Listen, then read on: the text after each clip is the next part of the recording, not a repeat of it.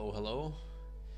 Unfortunately, so Tom, our stream master, guided me through setting up this multi-stream thing, so I am currently streaming to both Twitch and YouTube at the same time.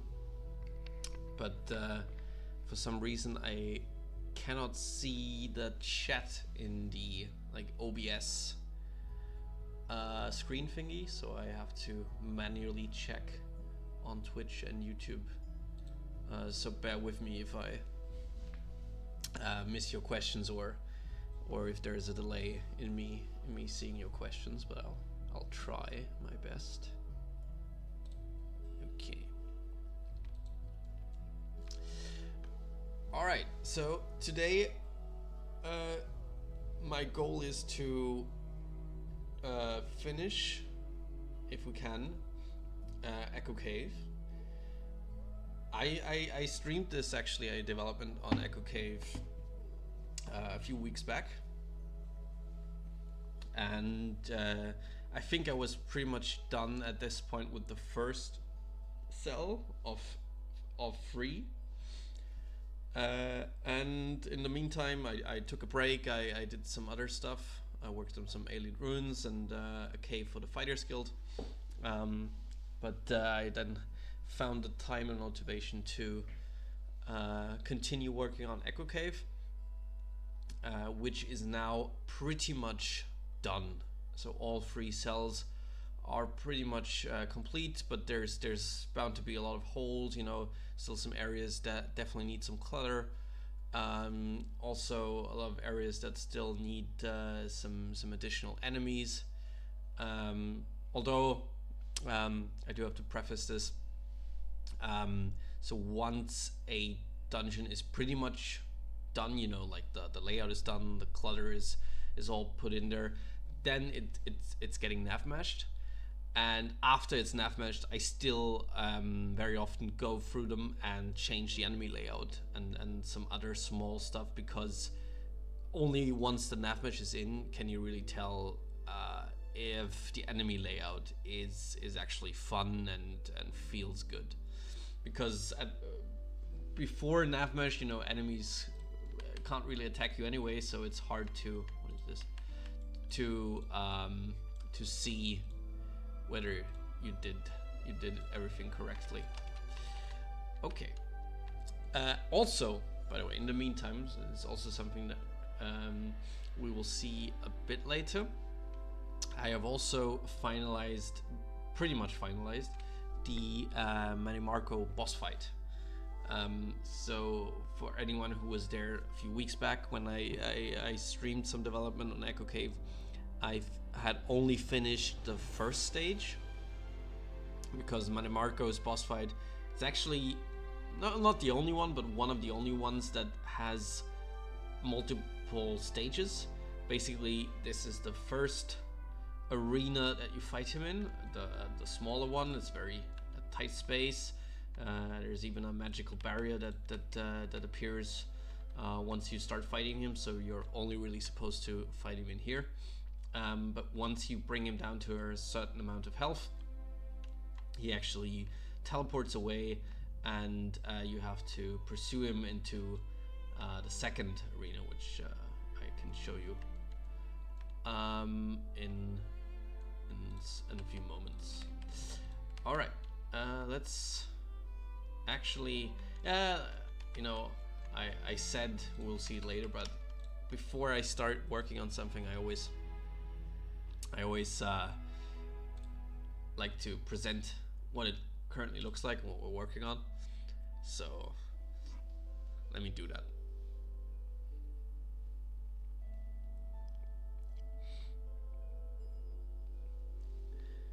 Please also excuse my voice being a bit nasal. I'm still recovering from a nasty cold I picked up a bit over a week ago. Okay, so I will skip the first cell for now and just go straight into the it's called Echo Cave 03, but that's because I actually combine cell 1 and 2 into one cell. So currently the layout is Echo Cave 02, Echo Cave 03, and then Echo Cave 04. The names, you know, will change, and if you're not using console commands, you don't need to know the names of the cell anyway. So just a little technical. Speaking of boss fights, I saw Goblin Jim's cave. Yeah, I mean, if you want to call that a boss fight, that was a little fun. We had it. So when I did Goblin Jim's cave and then designed the let's call it throne room for Goblin Jim, I wanted to add like goblins ambushing you once you attack him, and then we had the fun idea of kind of adding Goblin Jim's wife, which just turned out to be a goblin in a wig and a dress. Have to figure out a new Skyblivion themed painting again. Have 2 weeks to think of what to make. Our teacher is going to France for 2 weeks. So Glitz is who's our who level designs most of our house interiors. She's been taking art classes and painting a lot of really cool Skyblivion paintings. So I don't know, give her suggestions maybe what she could paint next. Okay, so this is the second cell. After you've basically gone through this large ice cave corridors, so you finally entered Mannimarco's ice underground castle, and once you enter this arena, there's a barrier preventing you from leaving it, and then it will play out like it does in regular Oblivion. I think he actually paralyzes you, and then, you know, does his whole evil villain speech to you, and then he attacks you. So, by the way, ignore how Mannimarco looks like currently. Both the outfit, that's still like a regular. I'm not even sure if it's updated or if it's still an old Oblivion one. If not, it's definitely not something. No, because I haven't seen the necromancers wearing it, so that's definitely not what he's gonna wear. It's also not his face, his finalized face. It's just some placeholder face, and also he currently does not equip his staff, which is a shame because his staff is really cool. So it has a really cool magical effect. But right now he's just as disappointing pretty much as he was in Oblivion, because he's just some weird dude attacking you with a dagger. So we will, and also before I attack him, there's also no Nafmesh here, so it's gonna look even stupider. So we'll attack him. And the first stage, what he does is spawn up to 3 skeleton minions to help him. Who like crawl out of this blue flames that he spawns and then attack you. And you can have up to 3 if you kill one of them, or several ones. Okay, in this case he summons a resurrection. He can summon up to 3 again. Once we bring it down to, is the music too loud, by the way? I think it is too loud, right? Yeah, sorry. Let me turn that down. Okay. Yeah, music is a bit loud.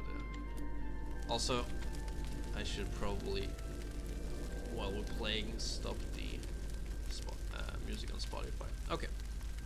So, I'll actually make this even a bit quieter. Okay. Now you should be able to hear me better, hopefully. Oh, that ash pile did not spawn in a good location. So once we bring him down to 25% health, he does this explosion and teleports away, and we're left with this big hole telling us that we can pursue him, which we will do now.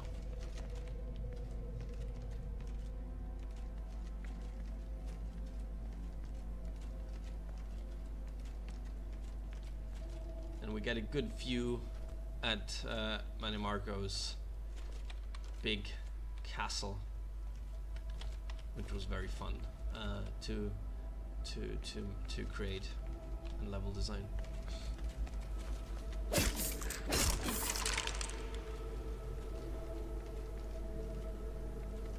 So this whole area is currently a bit empty.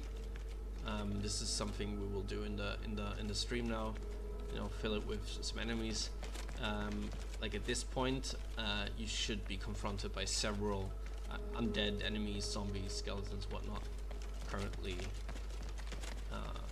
it's pretty much just empty. Here we already have some ambush skeletons.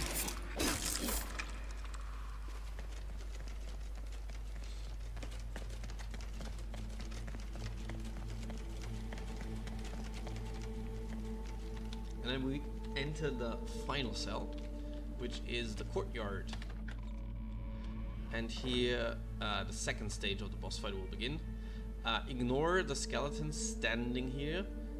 They should be either under the ground or in the coffin, but because there's no Navmesh yet,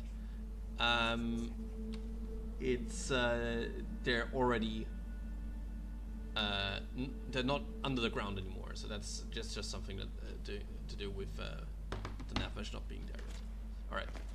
So once we enter the cell, he will then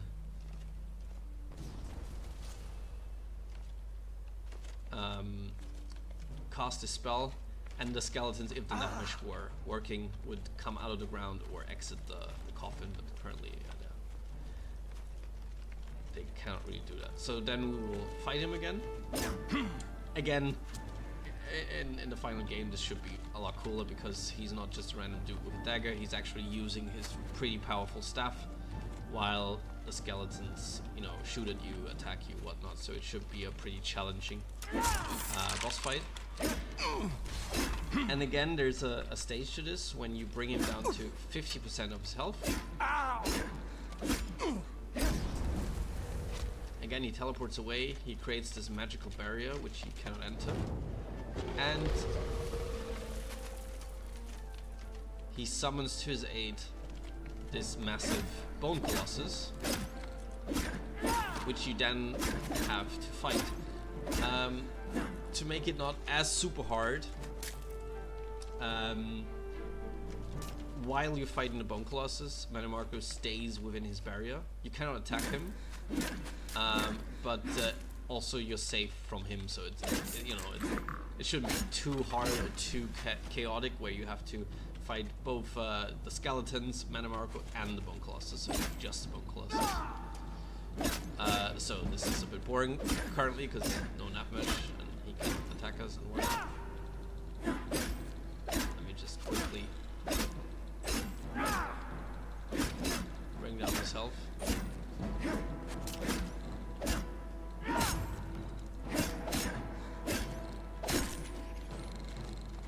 So once we kill the bone colossus, Mannimarco comes out of his barrier, and the fight continues as normal, and then we can finally kill the big bad, and with his death, his skeleton minions die alongside him, and that's how you finally defeat the King of Worms.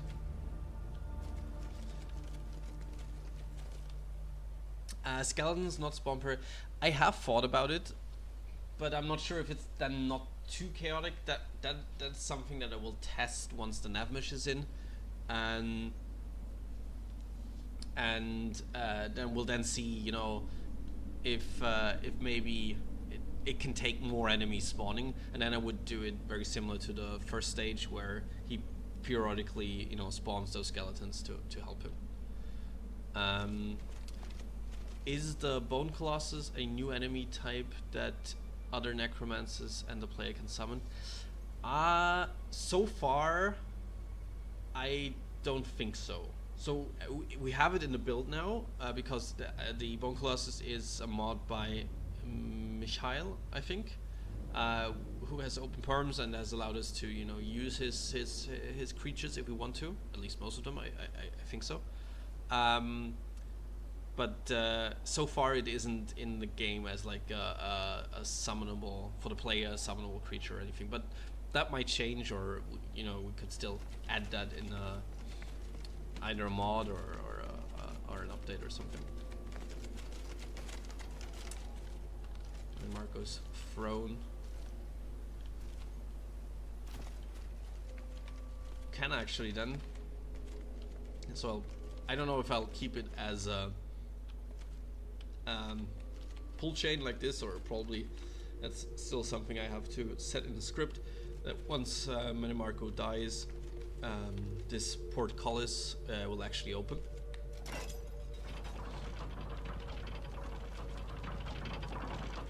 And you can actually look into the castle a bit. You also get your obligatory boss chest, which is kind of disappointing loot wise currently, and you can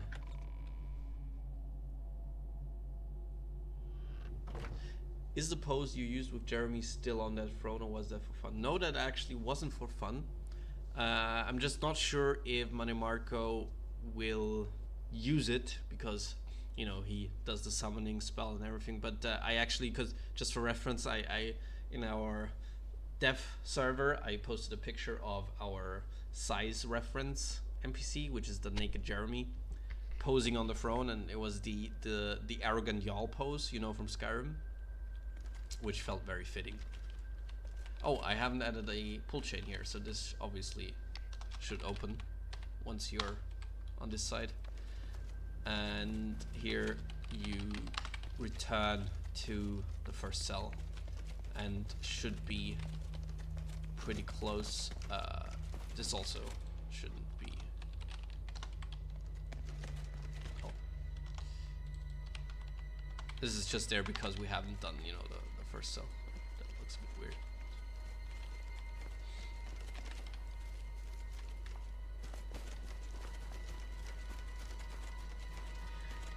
I do think as an enemy it should be exclusive to the boss fight. Yeah, or as a reward for killing Mannimarco maybe. In any case, it's nice that both something was facing with. Thank you. Yeah, I think so. For now, we'll definitely, I think, keep it exclusive to. It definitely shouldn't be something that your regular necromancer can summon. Maybe it could be a reward for killing Mannimarco. That's something I could see. Oh, by the way, since we're already here, I also did some work on the exterior to make it kind of, because before it was basically just your regular cave entrance. So I thought it could use some pizzazz.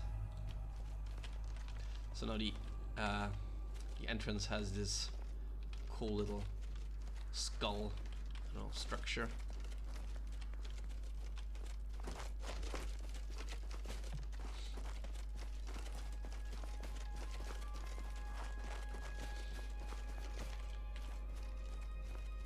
And you can actually see these ancient decrepit structures on top, so it should catch your eye a bit more that there's, you know, something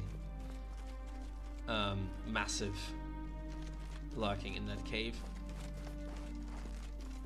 I'm actually not sure before you start the quest. I don't think you're supposed to enter.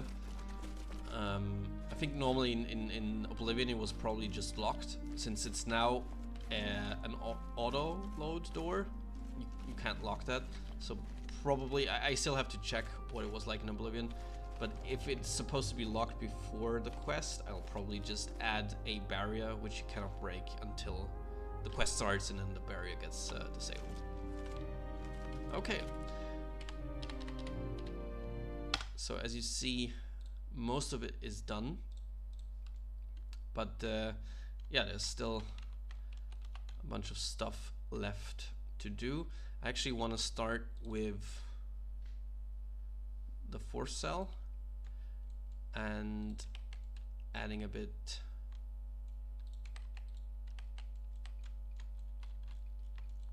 to that little side passage of the castle. We still have a hole to plug here as well,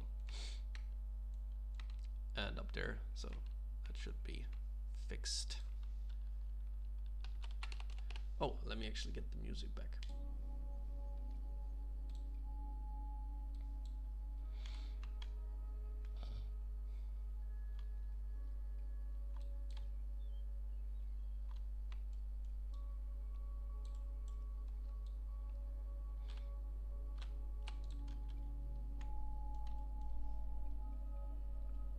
Yeah, I was locked. But yeah, then I will probably, since you cannot lock an auto load door, that was something that that didn't even exist in Oblivion. You know that. So auto load doors are a thing in Skyrim where you don't actually need to activate a door to enter something, but just, you know, pass through an opening in a cave, and it just moves you into that cell, which feels a lot more natural for caves at least. And you cannot lock those, obviously, so you'll need another way to close off a cell, but can be easily done by just adding a barrier.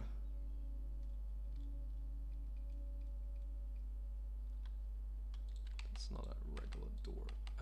Floor, is it? Nope.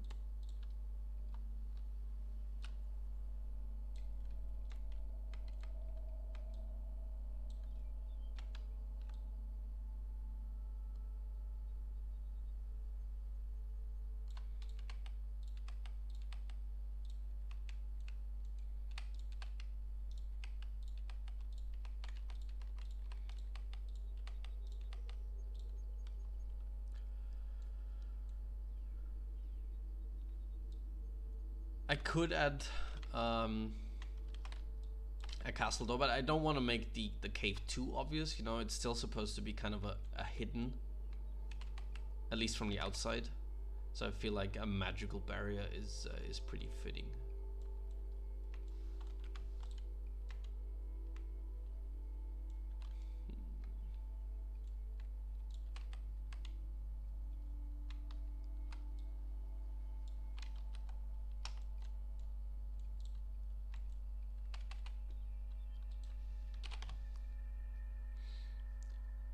Is Bulor the necromancer guarding the cave entrance? Cool. I think he actually, in the CK, he actually is. That's like, is that the guy I'm thinking of, who basically tells you how dare you approach the King of Worms? If it is, there is definitely someone standing outside the entrance.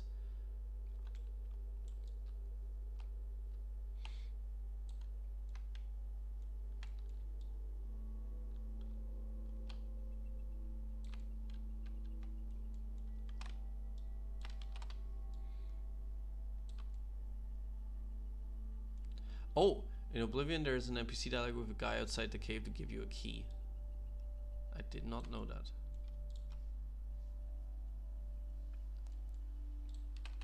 If he actually... Then I will actually have to add a door and change that. That is something that's always... that sometimes happens, where you miss the actual dialogue.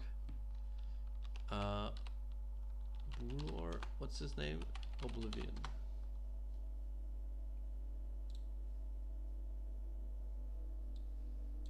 Bolor Savel. Oh, they didn't even... Okay, yeah. Once you approach Echo Cave, and Ready will greet you with disgust and anger by saying you would dare to approach the King of Worms. You seek an audience with his grains, you must open this door. I hold the key and I will die defending it. Okay. Yep, that will have to change then. Thank you for highlighting that. And then we will actually try to do that, and shouldn't be too hard. I will add just a small door, and that should do the trick. Yeah, but it's a bit, it would work, but it's easy to fix, and it's a bit far-fetched to say, oh, you know, it's just a metaphorical key.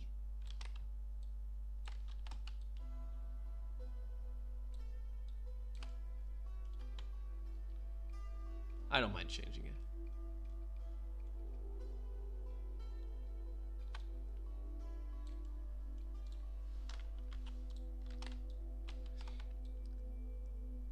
I'm enough of a burden to the quest department already, because I did the level design on ages ago on Hector Caverns, and Hector Caverns is a bit difficult because, you know, normally when you make a dungeon, at least that's the way I do it in Skyrim or Skyblivion, you basically think of the player as being on rails, which is very polar to how you play Skyrim in the exterior, right? Because there you have basically total freedom. You can go wherever you want, pretty much from any direction and whatnot. Whereas in a dungeon, you can basically treat it as a theme park ride. You can time when the player hits that spot, and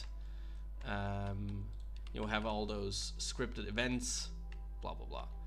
And so when I made Hector Caverns, I also had that, you know, design mindset. But the issue with it is that there's like 7 entrances or something, and they're spread out throughout the entire town, and as a player you're supposed to be able to enter the cave from wherever you want, which makes it very difficult to design the place, because you could enter the dungeon from pretty much any given spot. So when I originally designed it, I only had the one entrance in mind. So now I'm speaking with the quest department if it's possible that you can only pretty much, at least at the start, enter it from the one spot. But that could kind of contradict the dialogue, because some NPC tells you, you know, here's the key and you can enter from anywhere. He does recommend one spot, but he only recommends it. He doesn't say you have to pick that spot. So yeah, I'm still in talks with the quest department here, but that is an issue. Also, again, because like here, I missed some quest dialogue that's essential. That's why it's always important before you design one of these to actually read up on it on the UESP, because it has vital information like that.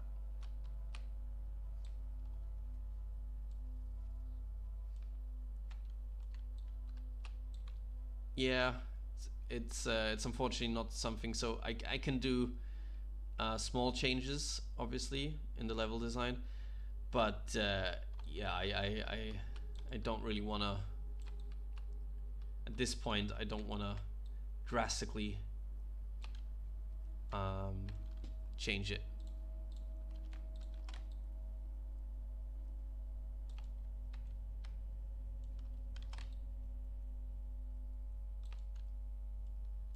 I think in Oblivion you just pretty much always took the recommended entrance, because because in Oblivion, like, the goal was always to avoid, for me at least, dungeons as much as possible.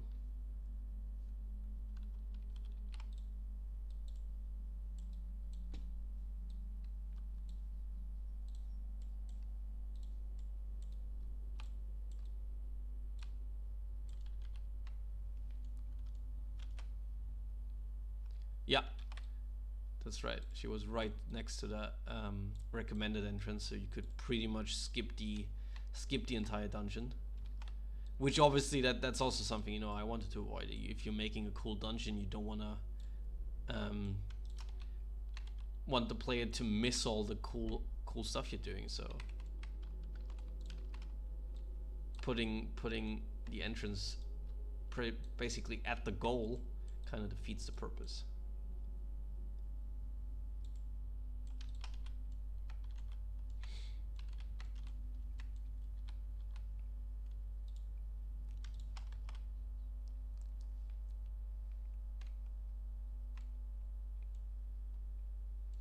So I can actually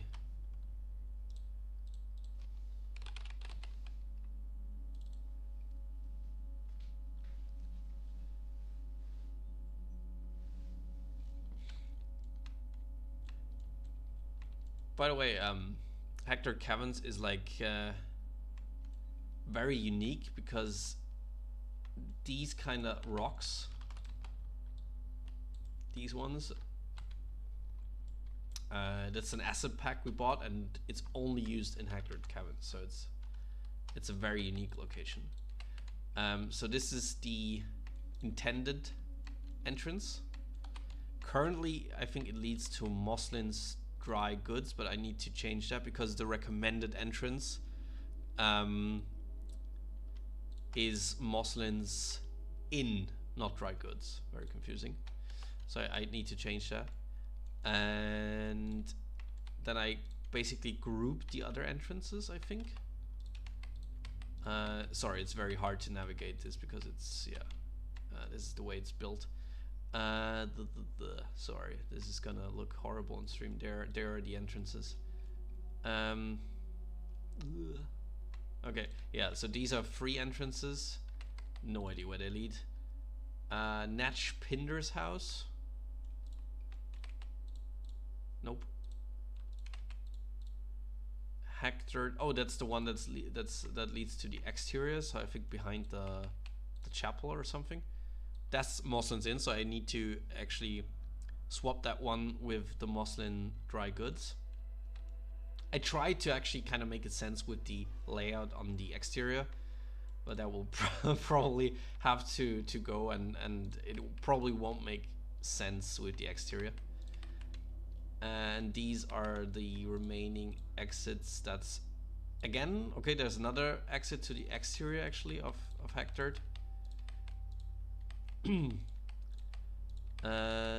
This is Malina Brusiner's basement, and finally we have, oh, Jiv Hiriel. That's the guy I think spilling the beans. This is the guy actually telling you about you being able to enter the cave from all the basements and whatnot. Yeah. But yeah, if the quest department cannot make it work, where there's basically just one entrance, then I will probably now I missed I have no idea anymore where the entrance is. Then I will probably, you know, build some hallways, very basic hallways here, and just so that the player basically always enters from this spot. It will not make any sense with the exterior then, but you know, you gotta pick your poison.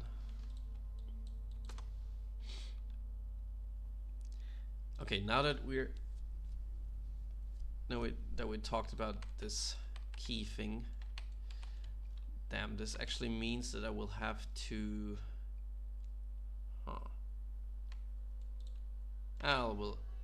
I'll think about the idea of maybe having the door somewhere close in, but no, there's got to be a door somewhere. Okay, so then we will have to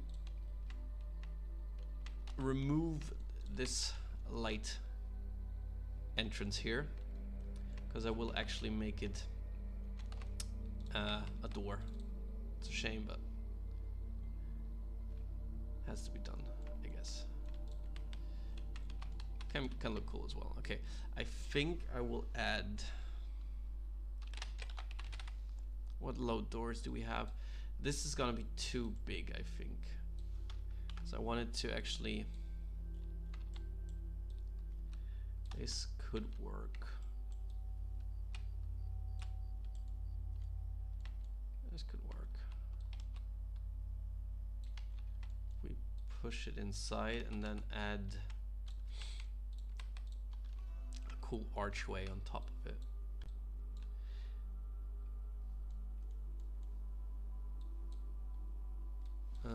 Yeah, the other, I don't think any other doors that we have would work here, so let's try it like this.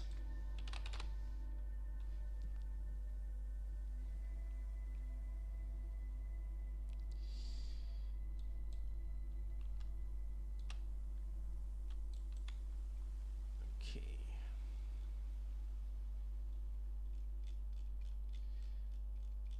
archway do we want? Here you can see how much pieces we actually have.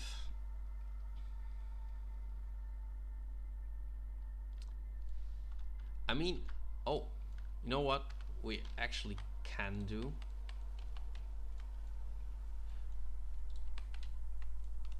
Could basically just add, like, leave it like this, like a cave entrance, and add a door here that just gets opened. But that doesn't lead you, that just normally opens and doesn't actually directly lead you into the cave. Maybe that could work.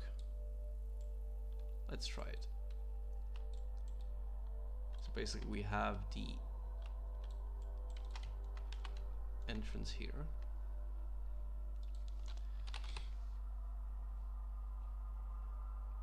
The Gothic arch.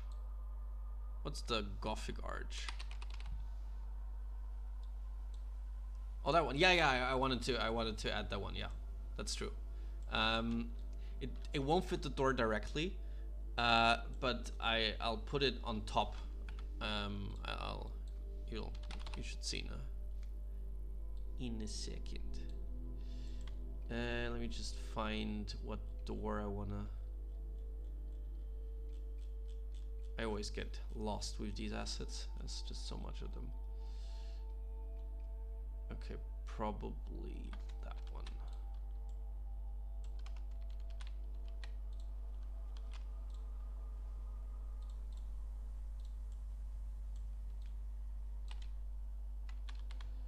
Not such a high.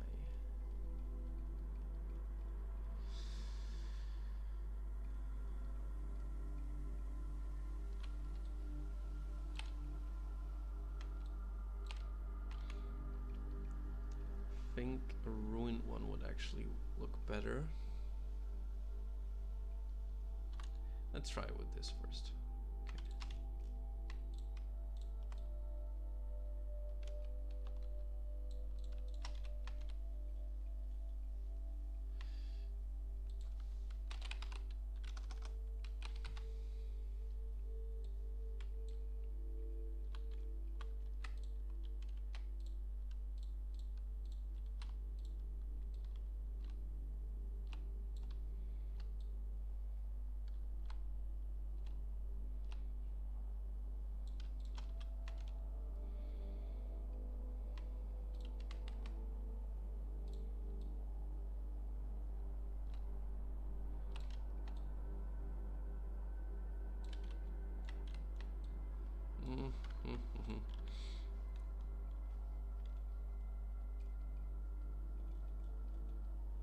Not always easy to find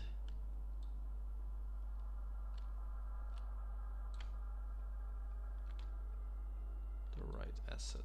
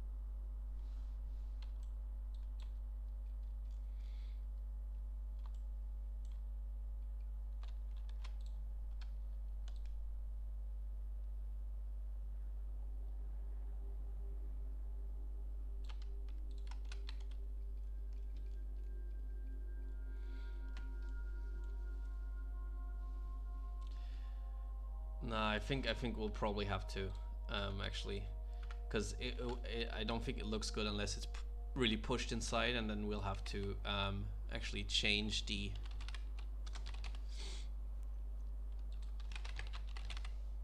entrance. It's not a big issue, but.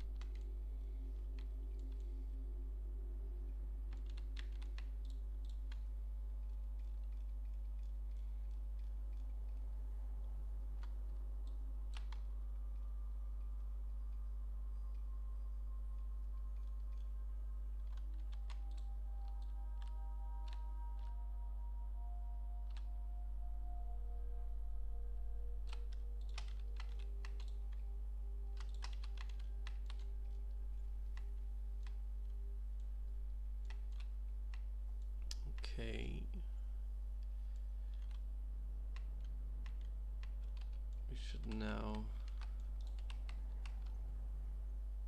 So we'll change that with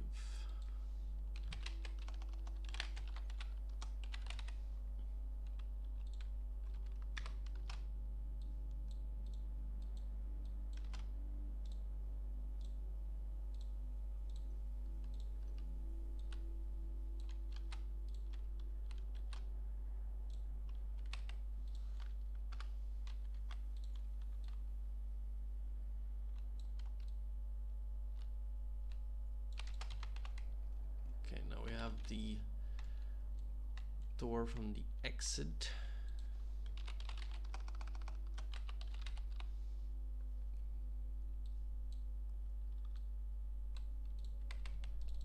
Let me actually see. Yeah, it's probably, do we have no. Does he have it in his inventory already, or is it added by a quest? Oh, there's Echo Cave Key, yeah. So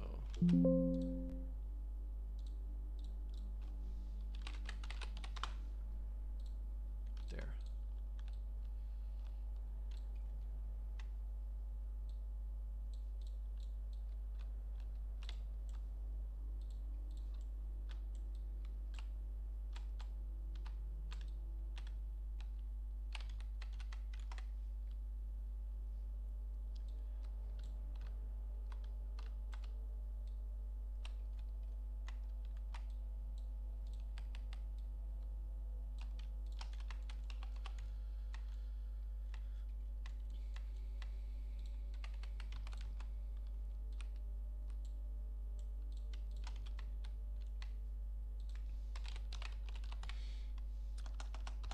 Actually also make this hidden a bit more even.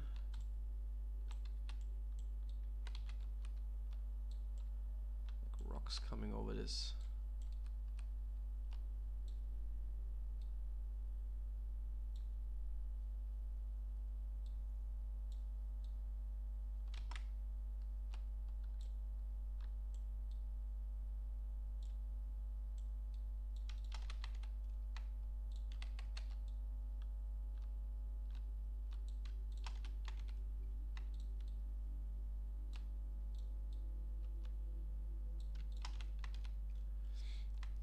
And I want to have even less of the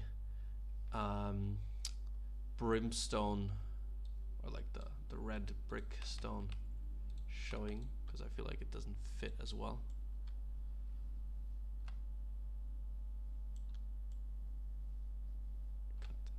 So we'll have the abacus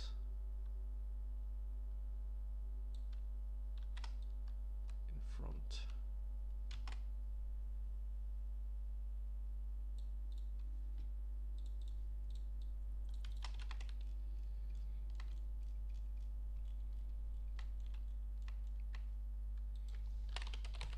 Some debris.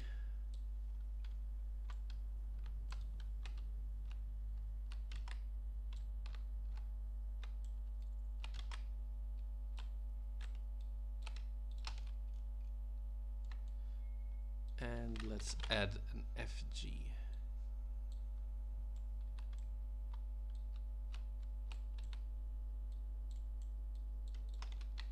So it's even more spooky. Okay. And maybe a mist effect.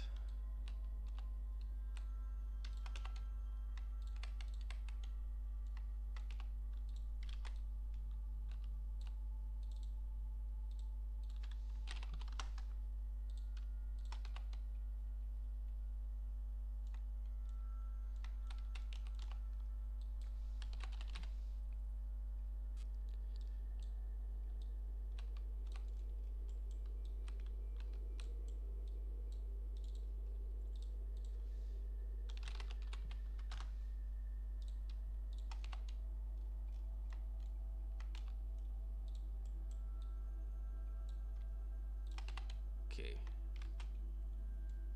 Let's see how that looks. in game actually.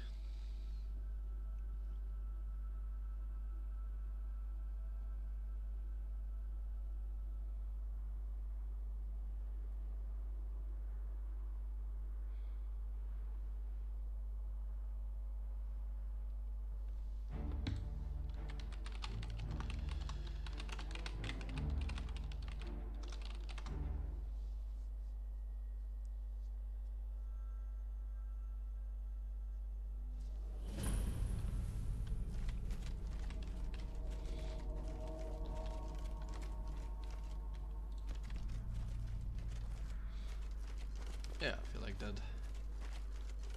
still feels adequately creepy. It's not locked yet. Maybe that has something to do with the quest. Okay, but we will unfortunately also have to change the interior, because currently it doesn't make a whole lot of sense.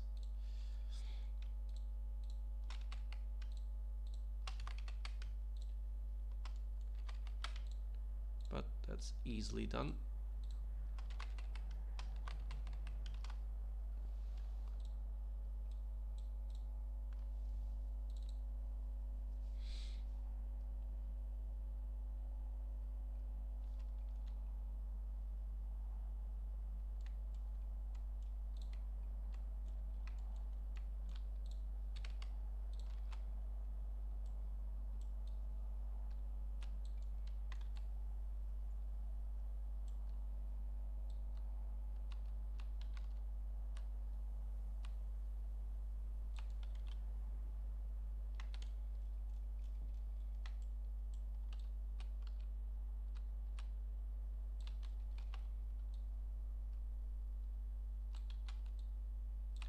Something like this.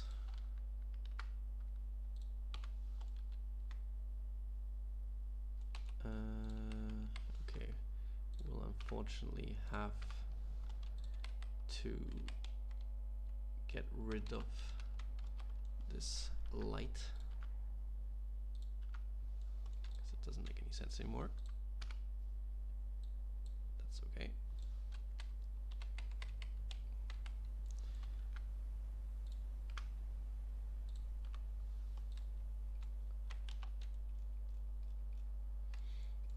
And we will also add new light source here.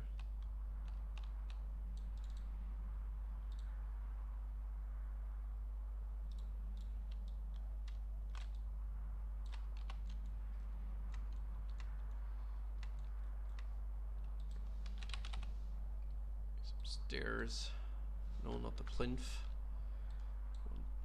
That one.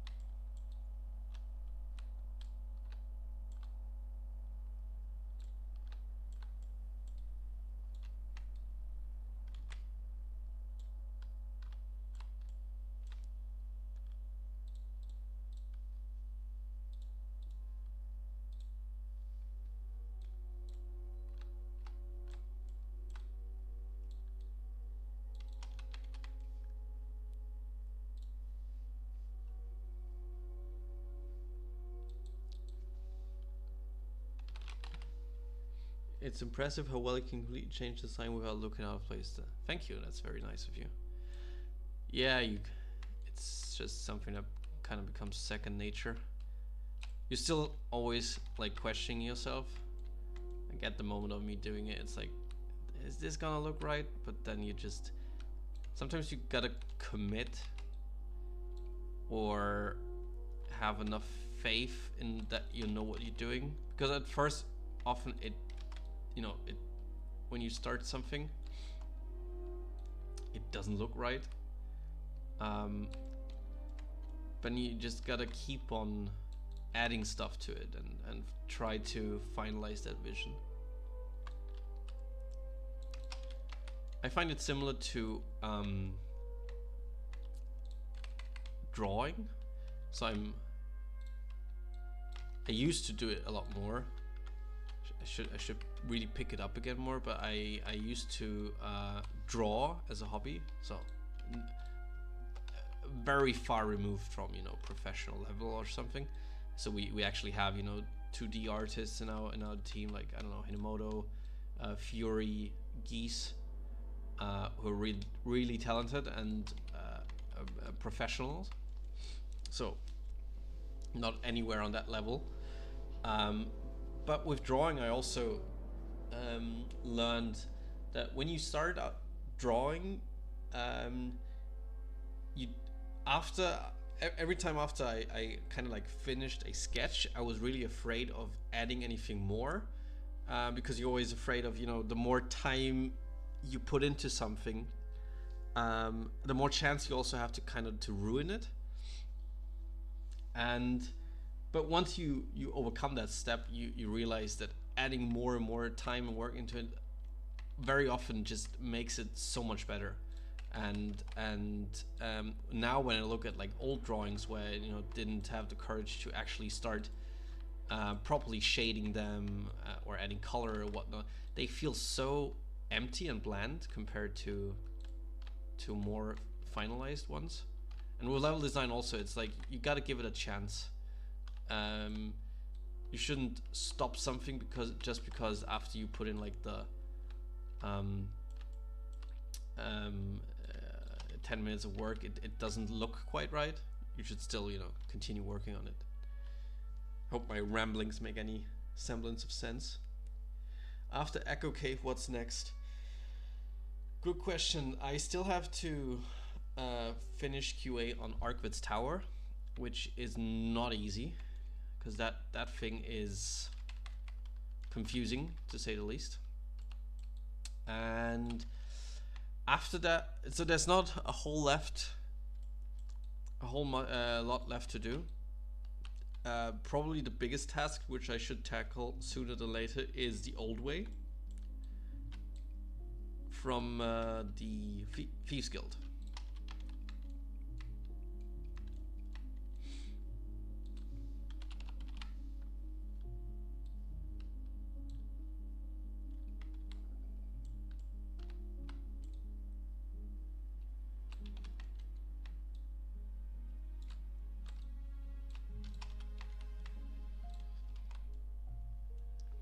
Oh, yeah, the Deadlands claim. I do have a Deadlands claim, but we currently have Rebel and Hinomoto working on Deadlands, so I feel like they're in a good spot, and my talents are needed somewhere else.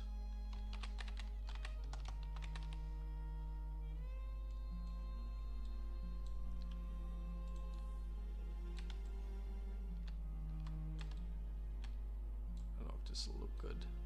Sometimes you do realize that things you tried don't look good. I think the candle drip won't look good if I no. I don't think so. I'll just leave it like this. Okay, I feel like, oh yeah, I do still need to do one thing. I need to change this actually for this.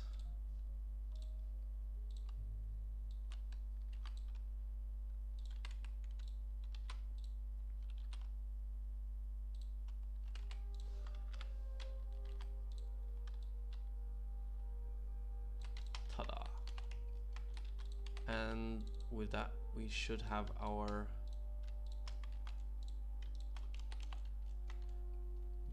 lockable door, hopefully. Is there a hole in here? Yes, there is.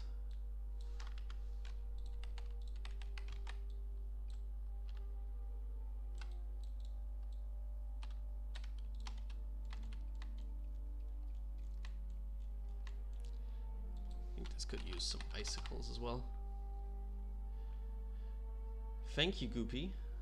Those are some very kind words. And let me tell you, I still and very much enjoy working on this, but I also cannot wait, you know, to have it released.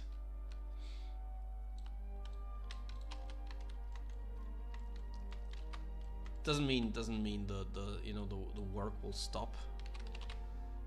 We'll still have the DLC. We'll still have cool updates we want to do.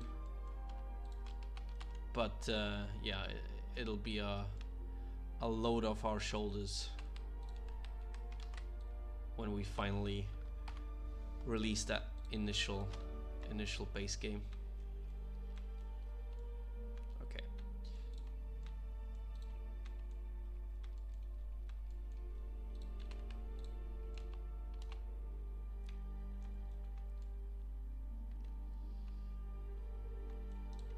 So we were in the fourth cell, so let's return to that one.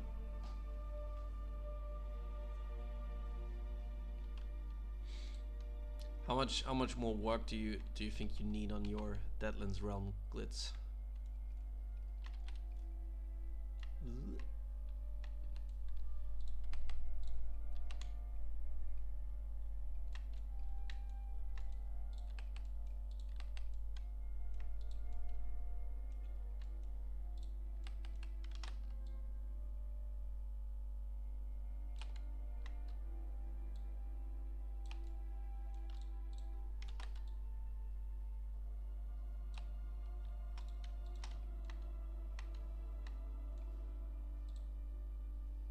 Doing on the lighting here. Just about enough.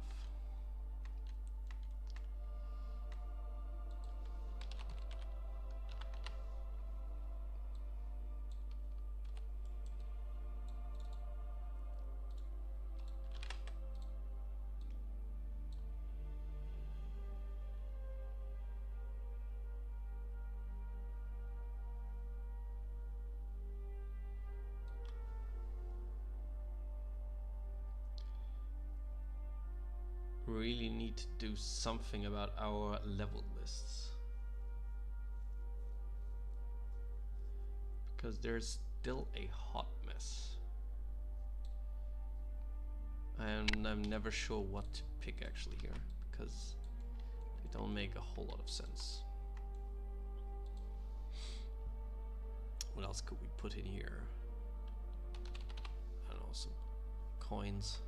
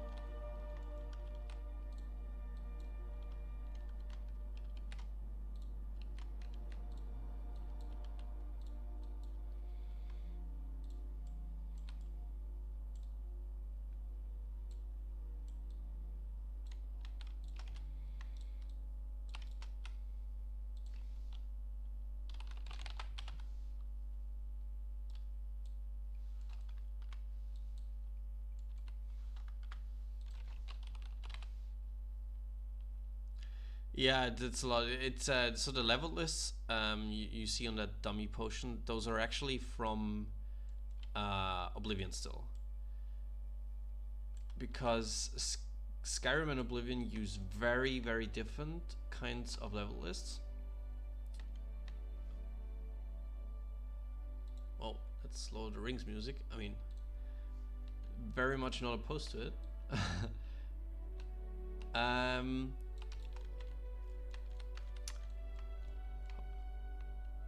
So the way it works in Skyrim is a lot more clearer, and I think a lot more functional. Basically, the level lists in Skyrim gave you different,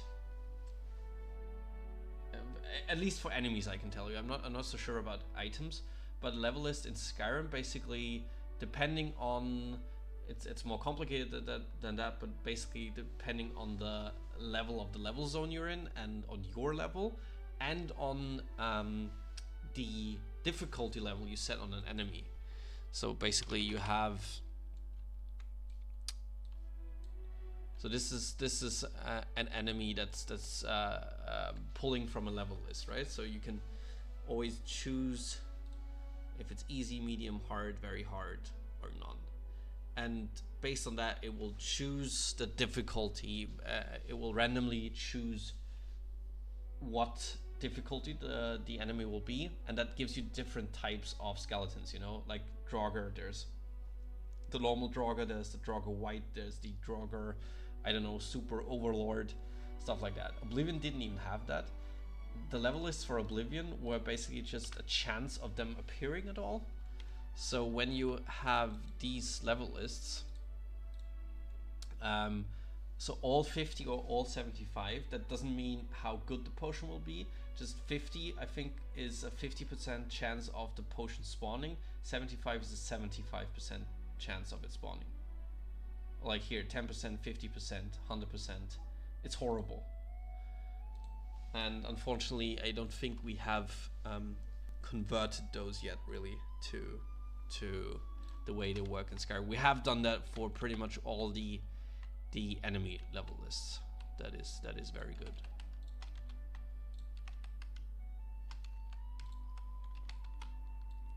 But that's also why once we're done with the dungeons, which we're not that far off from, there's still gonna it's still gonna require, you know, some passes to fix the loot and stuff, because at the time we were making them, level list for loot was subpar.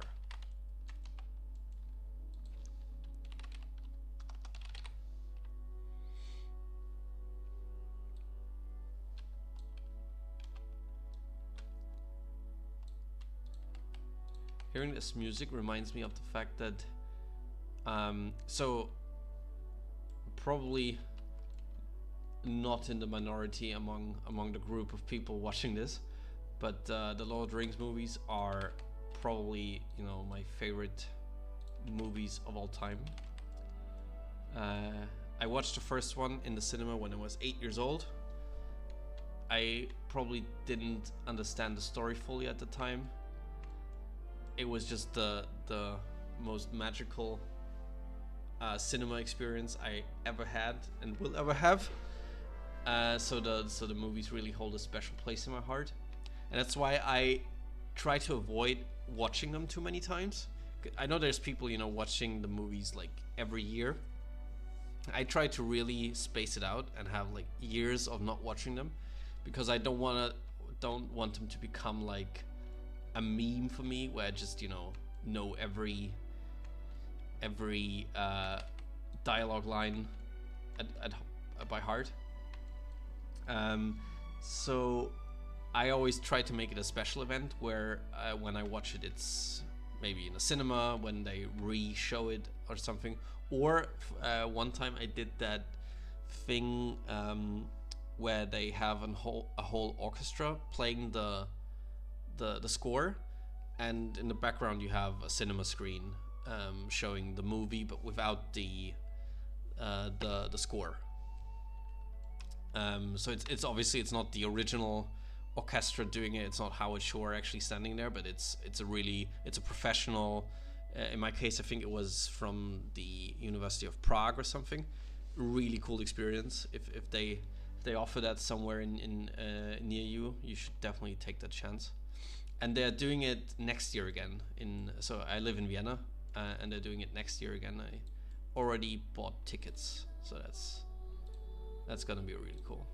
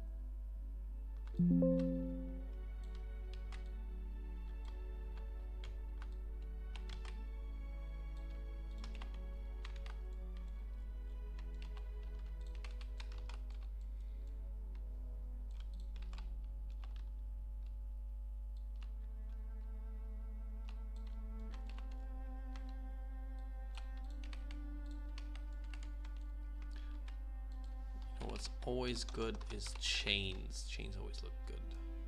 So I actually use, they're actually from the Deadlands, but they fit here as well.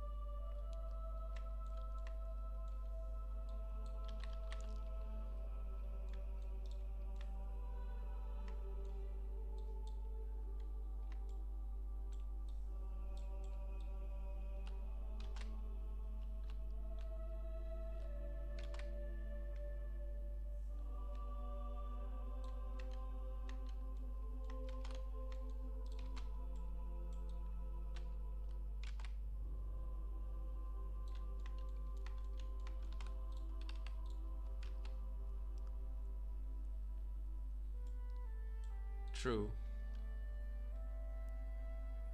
He can have access to stuff from, I don't know, Cold Harbor or something.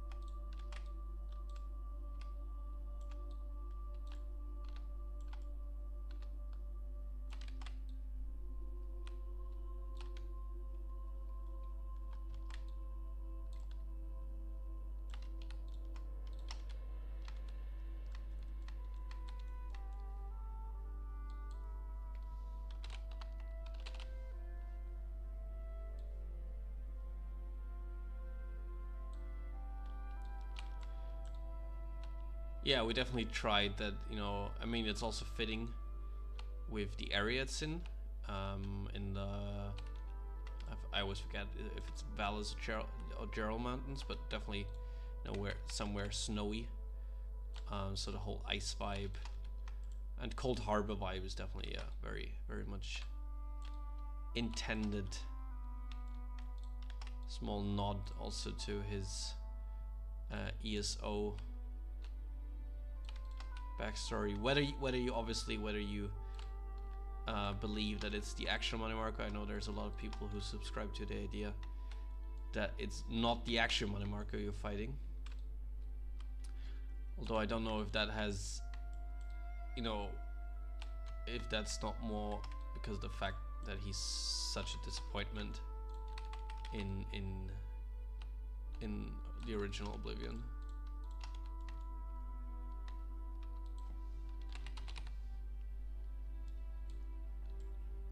Very easy way, by the way, to fake floor or ceiling in this case being broken apart by just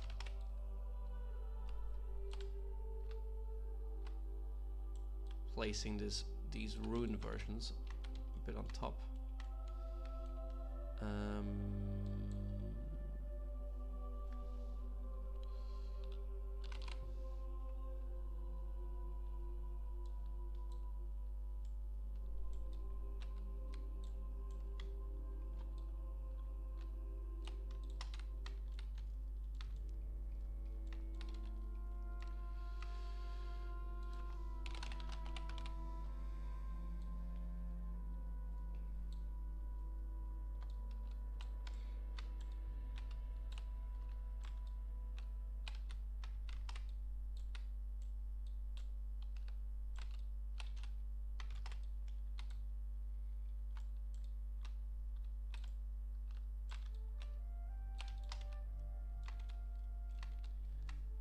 That hits the nostalgia, that music.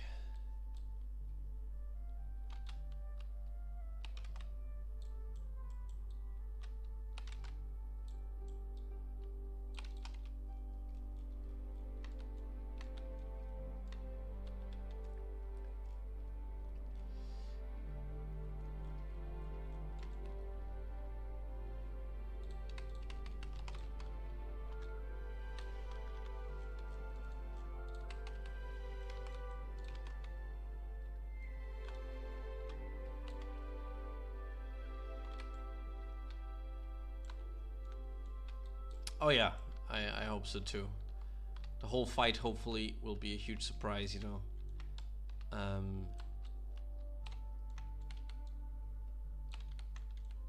That's really what these legacy bosses that I tried to make, you know. I talked about this before. Obviously, you're very limited in what you can do with boss fights in Skyrim, because adding whole new boss fight mechanics is not really possible technically, because the game just, you know, even the most complex script will just, you know, get you so far. But it's not something the average Skyrim player would expect, and therefore it would feel frustrating. Skyrim is just not a game where players expect to find an enemy's weak spot before they can actually deal damage or something like that. That you would have to really telegraph that to a player in order for that to work. But what we can just do is add like these neat little surprises, twists, or just a cool cinematic entrance of a boss, where it's just a bit more memorable than just some random NPC saying "never should have come here" and then attacking you. Similar to just, you know, Harkon. That wasn't, when you break it down, it was still you bashing him or shooting at him with arrows and whatnot, but it was still more memorable because of all those cinematic effects.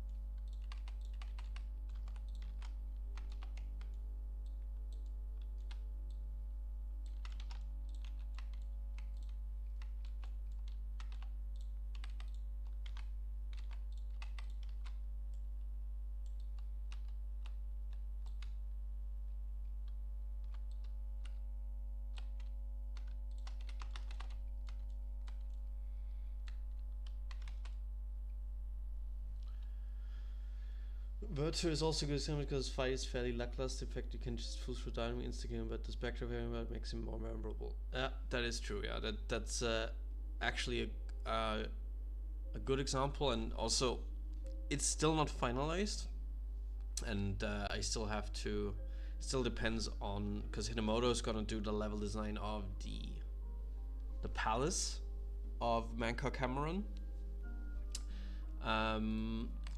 But currently the plan is to have the Virtu fight actually inspire kind of the boss fight you're gonna have with Mankar Camoran as well. Because you're right, absolutely right. That was, even though, you know, mechanically there wasn't really anything to it, but just the presentation of it really made it stand out.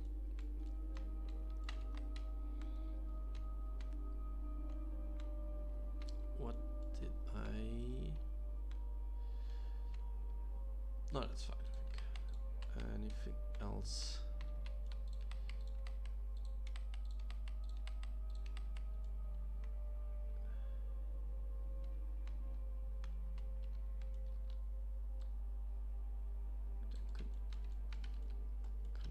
Closer.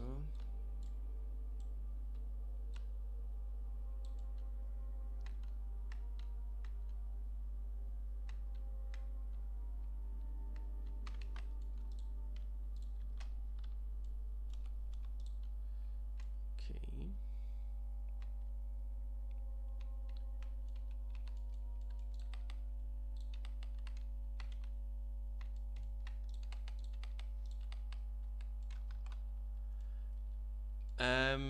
The palace actually being destroyed. I think we have a variation of the palace used in the Virtu boss fight, where with that cool effect where the roof gets torn apart and then it actually opens up to the outside.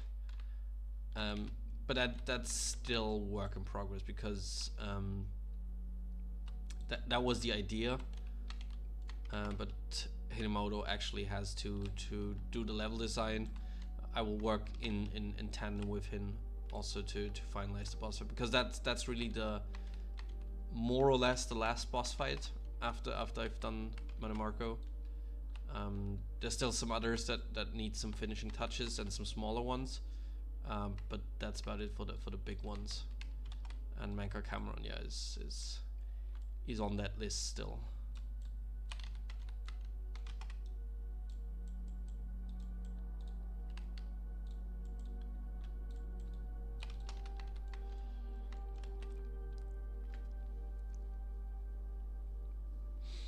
Yeah, it wasn't a good boss fight. So the only thing we're gonna keep from it, because that kind of fits with the lore, and that's my idea for now. So I also want the Mankar Camoran boss fight, just like the Mannimarco boss fight, to have different stages. And in Oblivion, it was you fought him alongside his children, right? I forgot the names, but the two Camoran children, and since you're fighting them in paradise, they are they resurrect, right? You cannot kill them permanently until Mankar Camoran is dead, so they keep resurrecting and fighting you, and that's something I want to keep. And my idea was to have actually, that's the one element I've already like test-wise implemented in the boss fight, is that would actually be a mechanic that Mannimarco is pretty much invincible if both of his children are alive at the same time. If you kill one of them, his defense decreases, and if you kill both of them, so both of them are dead at the same time, then you can really do some serious damage. But obviously that time window is limited because his children resurrect, right? So I still have to find the right visual effects to make that clear. So I really need to highlight, you know, he needs to have some kind of barrier around him or something, as long as the two children are alive, and then a different color if only one of them is alive, and so on. So that would be like the first, or like the core gameplay element of his boss fight. And then it would in the second stage it would there'd be some cool additions, but that's still being concepted.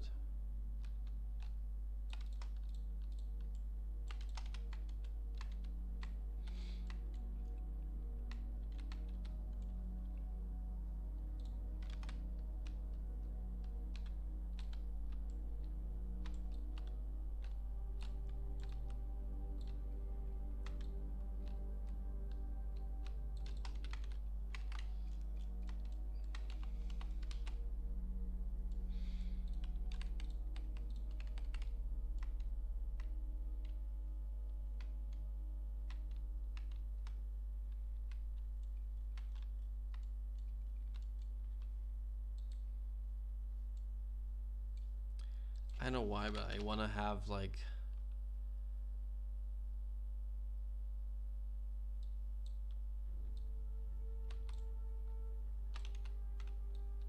not as large, but I want to have some remnants.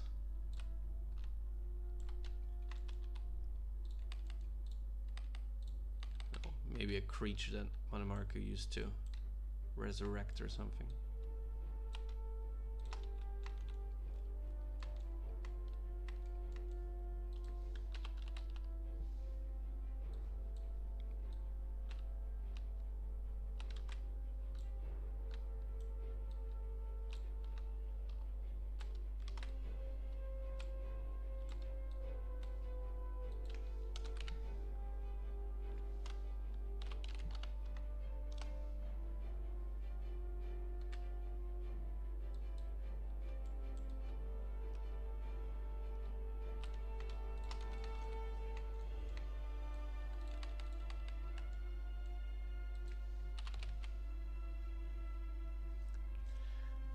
The King of Miscarkand. Yes, that is also a boss fight, but it's probably gonna be very similar to the King of Lindai.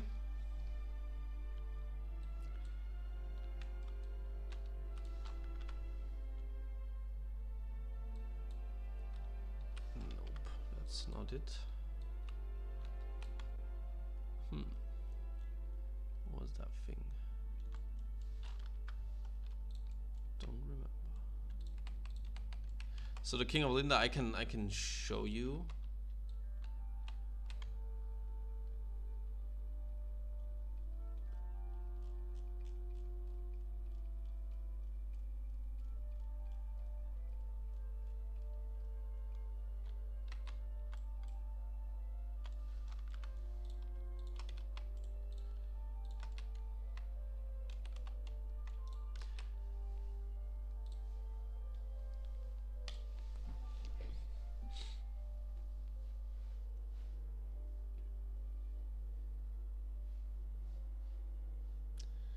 Can actually quickly show you.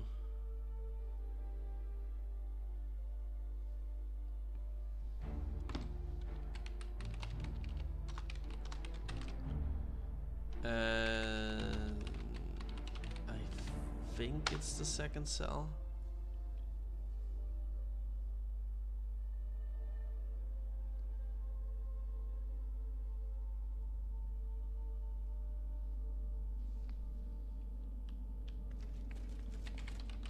So let me for now put on T detect.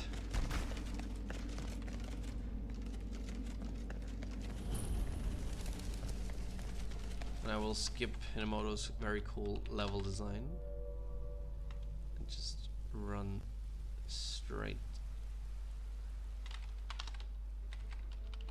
Actually,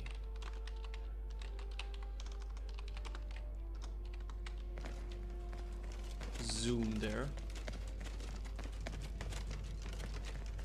Oh, we don't have the key.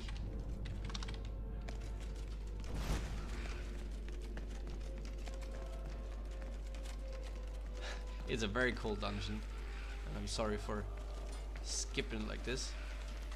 I think the lighting here, and there's some weird bug with the fire here, but that's a very cool dungeon. Okay, so this is where you face the King of Lindai, which is also tied to the quest with what's it called, the Collector.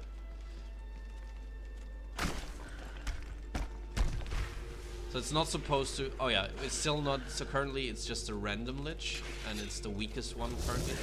That's not supposed to be the case. It's gonna be actually the king of Lindai at the end. And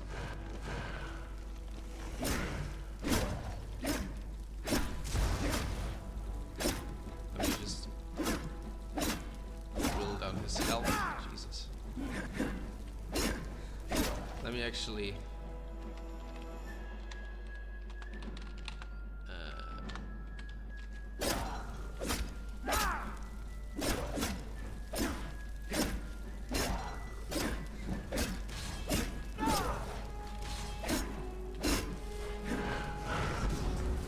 I think when you bring him down to 50% health, he teleports away. That's the spell.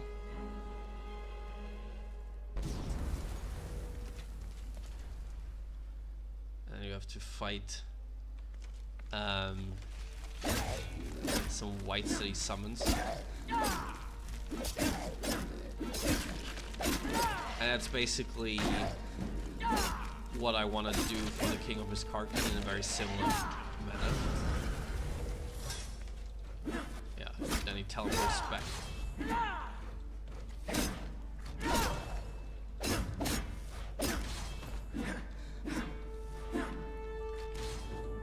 will know. Sorry. Yeah.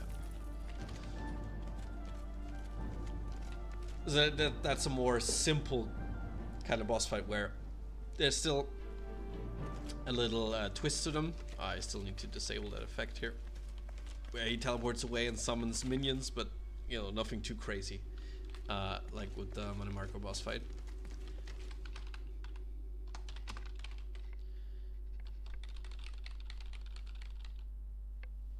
Is the crown unique to Elven helms? Good question. Oh. That will need to be. That I will need to look at. I don't know actually, because he obviously doesn't have it now. That's a cool staff. But I'm not sure, actually. Yeah, I got the question. You mean that if it looks different to an Elven helmet? I mean, let's actually see if we have it.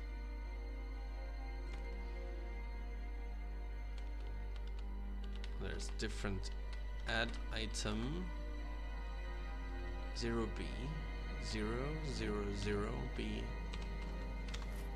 It's probably gonna be disappointing, no? Ah, that is a Skyrim asset, so I'm not sure. I think so, at least. Or is that?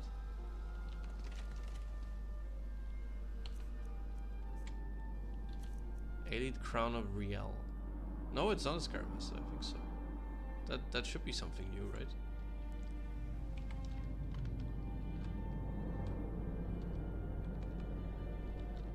But it wasn't. Oh, I got the Elite Crown of Riel, not Lindai.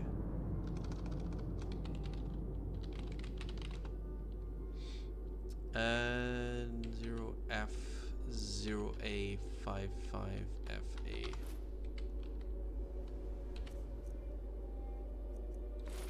Well, that definitely is unique. I think so. That definitely doesn't look like our Elven helmets.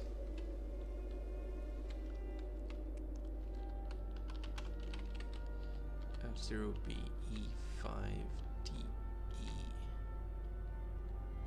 Nope, I spelled. Let's do it again. Not test 4, sorry. Player add item 050 BE5D7. Yeah, those look the same then. Oh wow. What are they doing?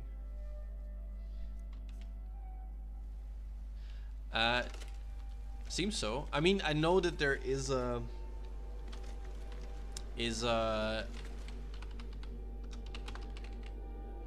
I think that the like the NPCs themselves, like the kings, are not actually implemented. Oh yeah, there was a Legion of Snowy Dungeon in the Legacy boss trailer. That's absolutely correct. Yeah, that is in Real, and I forgot actually that that is actually the king of Real. But yeah, I added, because I added that for a troll ambush as well. I kind of fiddled with the very cool ice break effect from Dawn God, from the dragons that break through the ice, and that was a really cool such a really cool combination with the Lich coming out of the ice. So yeah. All right. Enough messing around. Let's. Oh no, sorry. I did actually want to run through Echo Cave and check for stuff that's that we should fix or something.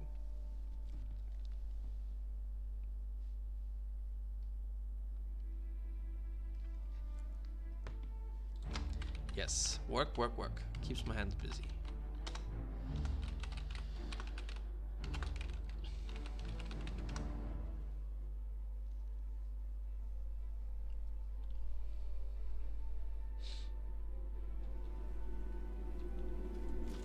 Yeah, door seems to be in order. Like that works well enough. Now it does require a key. I think the key before didn't work because I think both doors probably need to be. If one of the doors is an auto load door, it probably doesn't work with the lock key.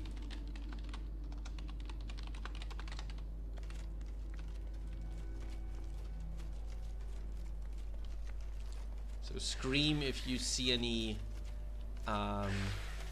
gaps or glaring issues.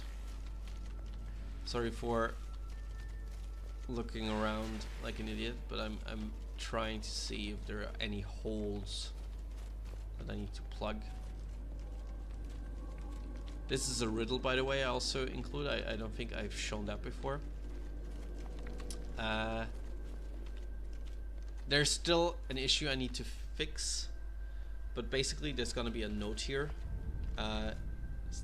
telling the player in so many words how to get past this barrier.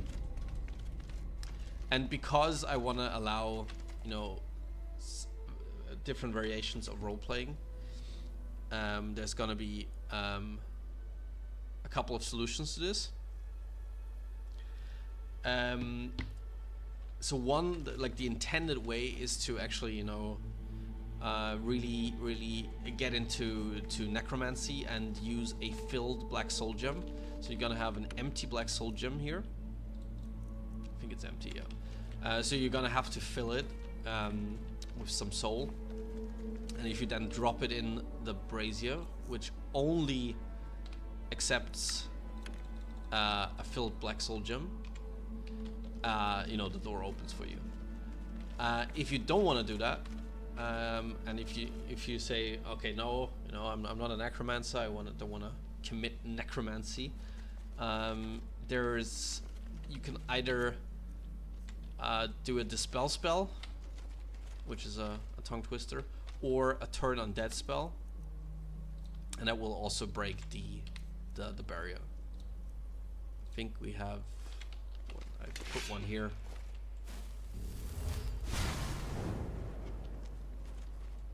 And that way you can enter. This is the loop back, so this would lead to Mannimarco's courtyard, which obviously... Oh, I forgot about that. I did put a lever in here, so it's not a pull chain. Maybe I need to highlight that a bit more.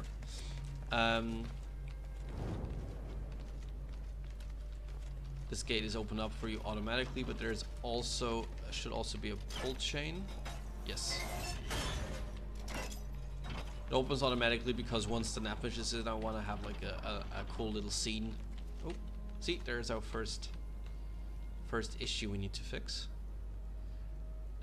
That's in that case. We need to go to. Don't tell Robert I have the game and CK running at the same time. Because it is a bit dangerous. You need to know what you're doing, because while I have the game open, I am not allowed to save, because that can break stuff.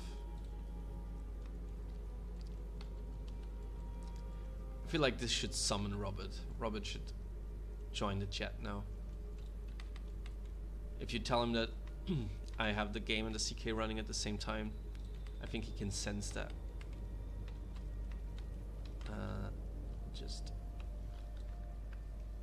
Yeah. Wouldn't surprise me.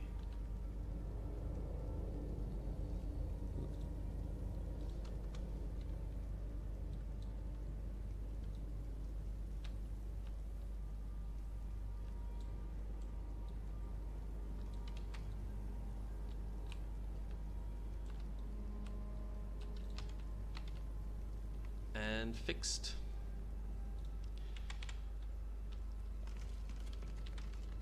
Any seams there? That's... I mean, that's pedantic, but I'll still fix it.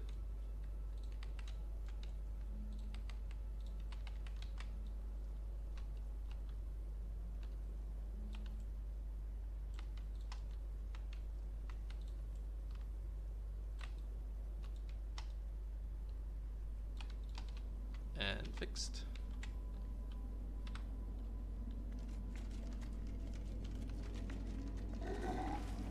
Hello, zombie.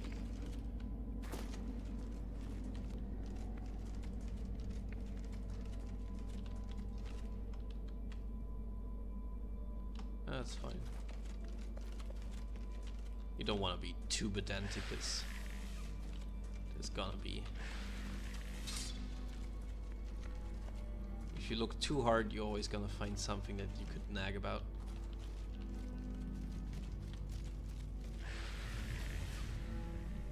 Do always want to see, because sometimes I know that I left these holes behind these alcoves. Just want to check if you can't see them as a player. That's fine.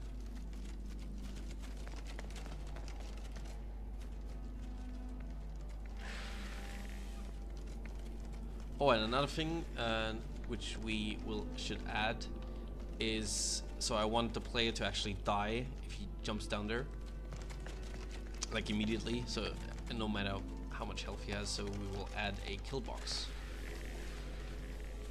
I think here, yeah, here you see this. Here we have an actual scene that we want to fix. I just need to find it in the CK.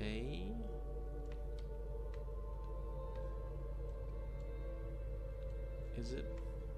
I think that's actually, yeah, that's the correct one. So we will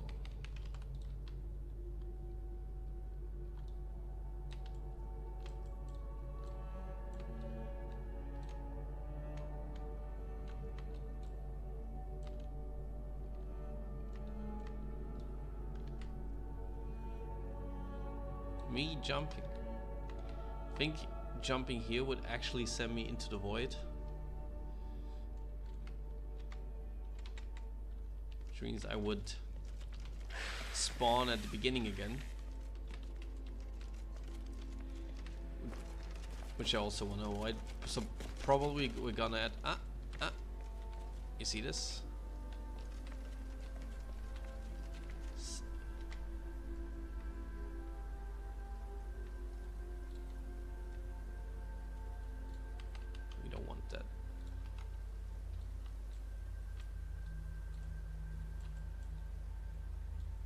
So also that was pretty much just for building it. I have a black plane under there. I actually want to have a floor down there, which you're also not supposed to really see because you're supposed to die when you jump down there. But let me actually hide the fog I have going on here.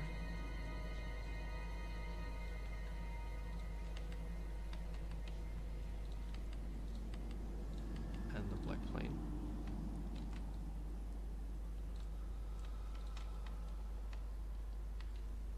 And then we'll add a snow floor.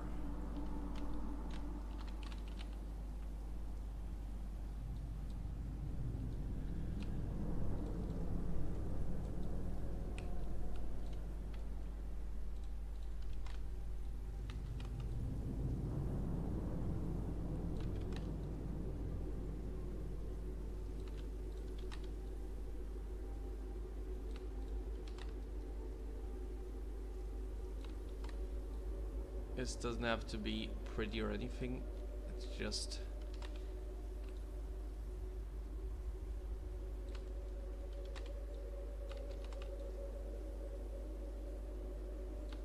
for completeness sake, really, that we have something here.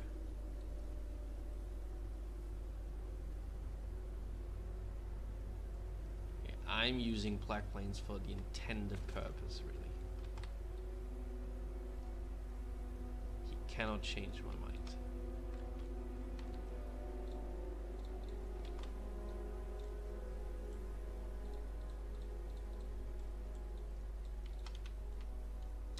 Nope, that's not what I want.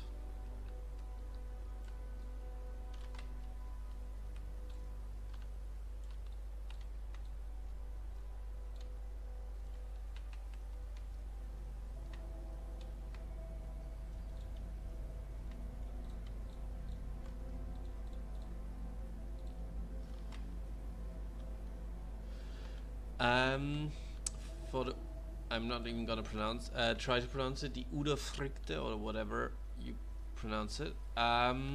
Good question. We actually have a small world space for it.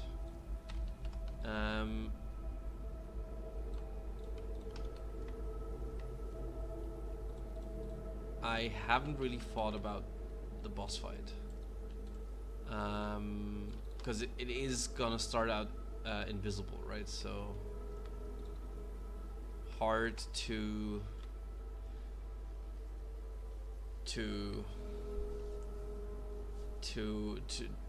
think of any mechanics or like a cool introduction there.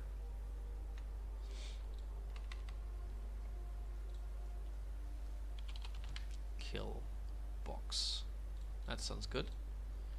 That should give us a script to kill the player.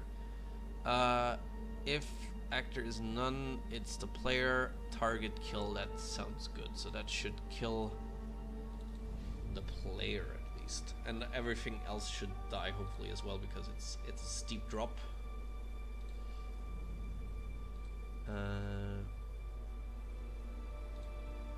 Wait, is that actor already target?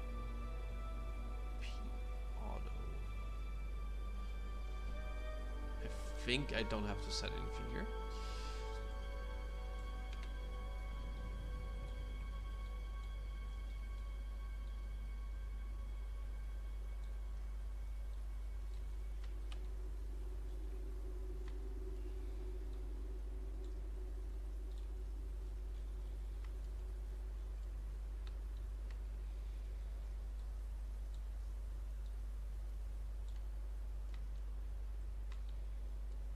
And we want to have the script start rather soon, so I don't want players, to get stuck on like these little rocks on the side. So basically it's just, not that far, but basically up here, if you fall down, you're dead.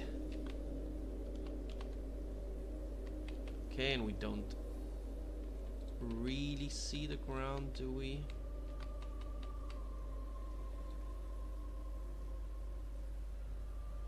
maybe I'll actually add the black plane again. No, I think actually this looks better. We just need another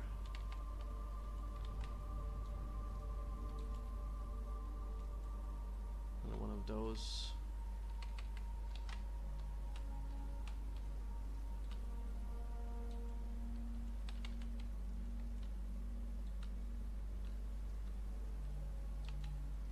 Okay, that's fine.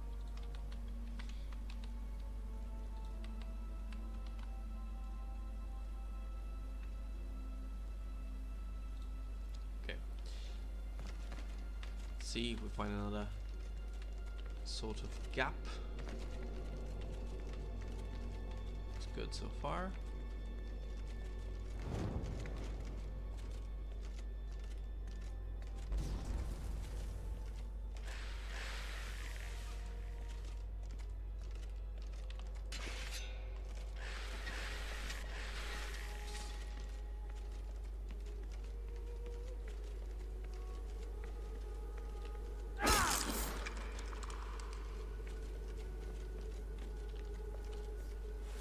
Thank you for decorating this place, by the way, Glitz. So sometimes when I level design and just don't have the patience anymore to clutter up a place, I go to Glitz and say, please clutter this up for me. And then she adds these fine little details in places where I don't have the nerve anymore. So you can actually go up this tower here and enjoy the icy view, I guess.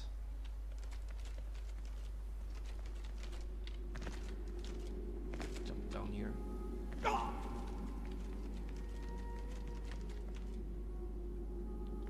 Oh yeah, you added that thing to the cliff, right?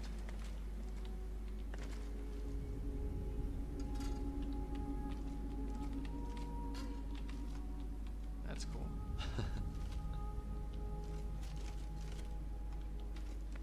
Oh yeah, she is. She's the MVP.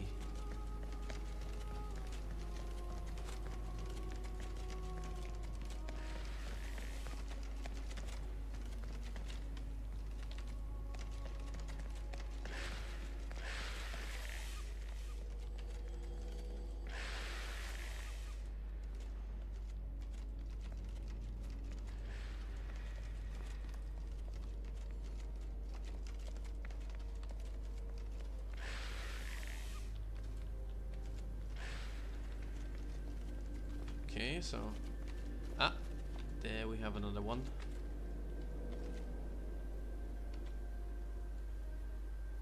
Of our lovely gaps. We need to fix. It's hard to navigate these things.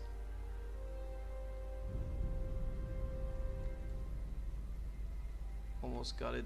There we go. Where was this? There it is.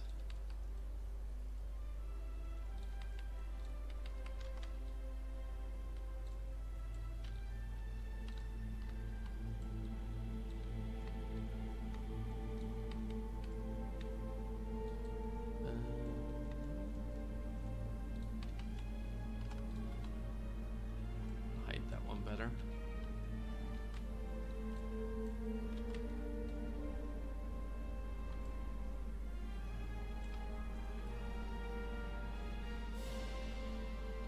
Yeah, it does really fit. I think so too.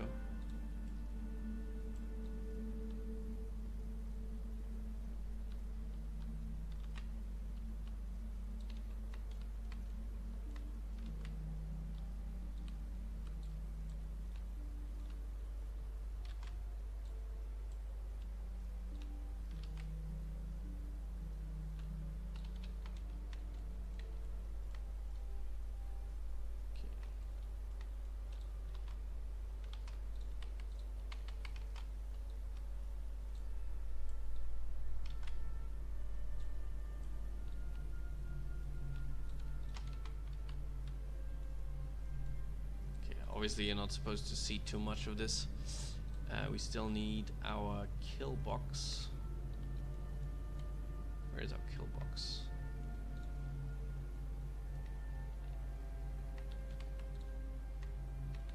That is our kill box, I think. Yes.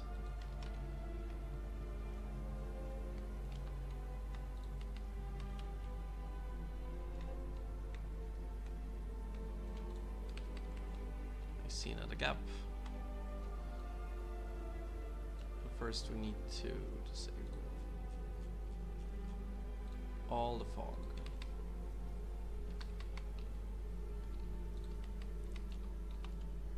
Oh, also disabled. Sorry. Our kill box.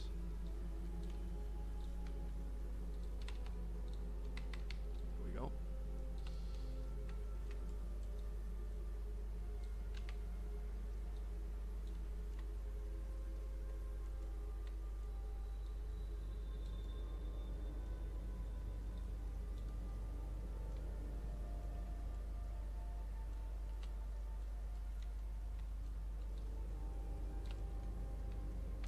Okay.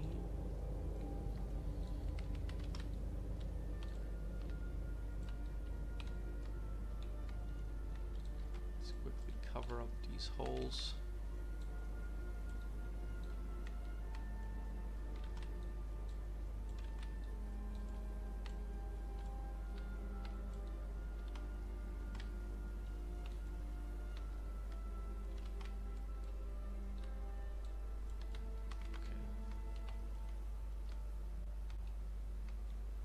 Enough.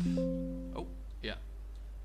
Thankfully the CK warns you not to do anything stupid like this. So now we can actually save. Close the game.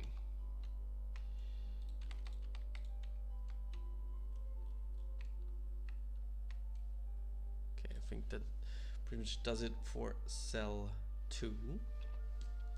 And now what I really want to do is that area at the beginning where you get that cool shot of the castle.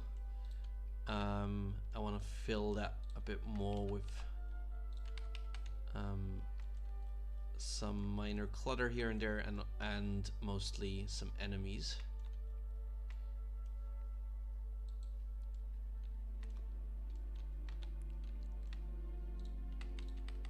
So we're gonna have some broken columns.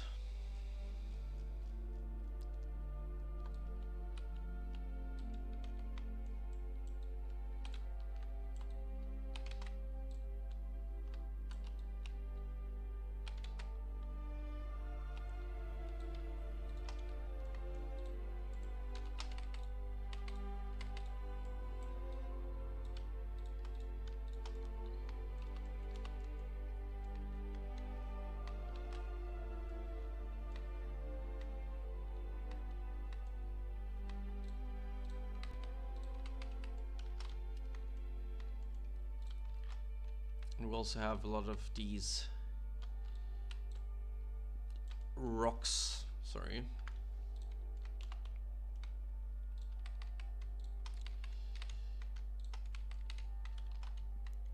Where we can put have some skeletons sit down and then react to the player.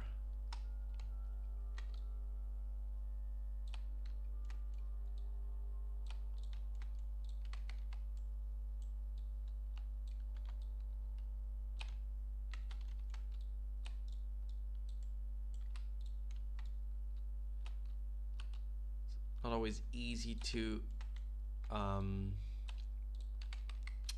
know in the CK if something will look right, because it's really hard to tell if that is the correct height that they're sitting at, and if the standing up animation will look right here, especially if there's like a slant downwards. But we'll just see how it looks in game in a minute.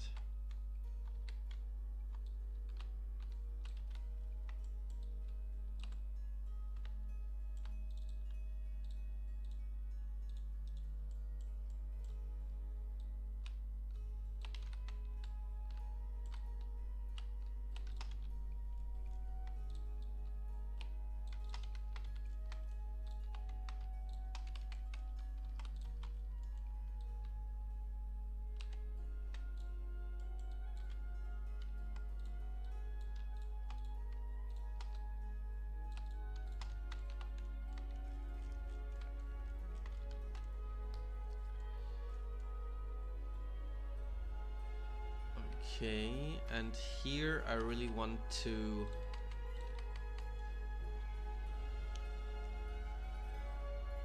have several skeletons rise out of the ground.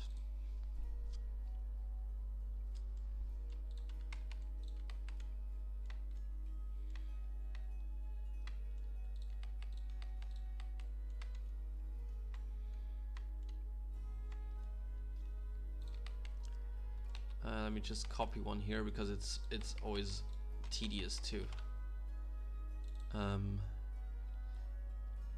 edit the script properties in this script, because you need like several ones, so it's always easier to copy.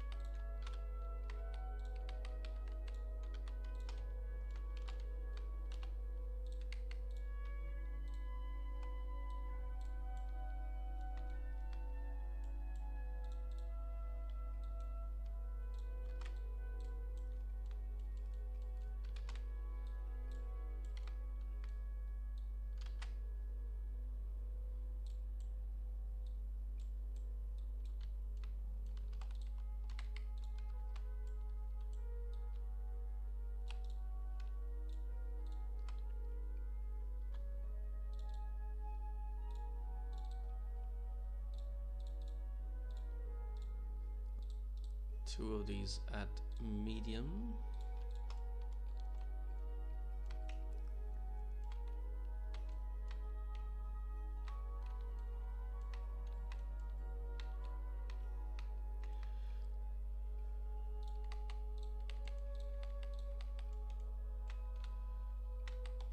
I think the barrier, that's still something.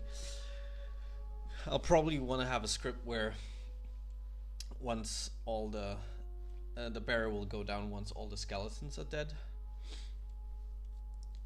but I'll still need to think of the optimal way to implement that. For now I'll just stay as is, and we're gonna add a trigger.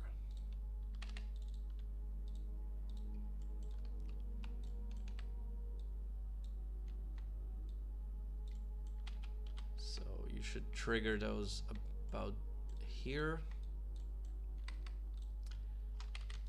and now we all need to set them to be activated by that trigger.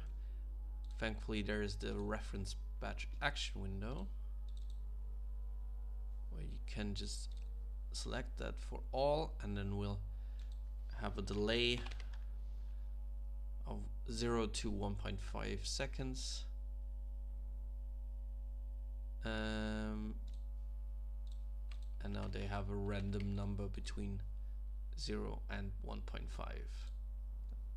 0.95, 0.63. So they, because you want to avoid, if you ever do ambushes, you want to avoid having the ambushes at the exact same time, because that does feel very artificial, and then you really notice that, you know, they all have the same animation coming out of the ground. So you want to have a variation in the timing. That feels a lot more natural.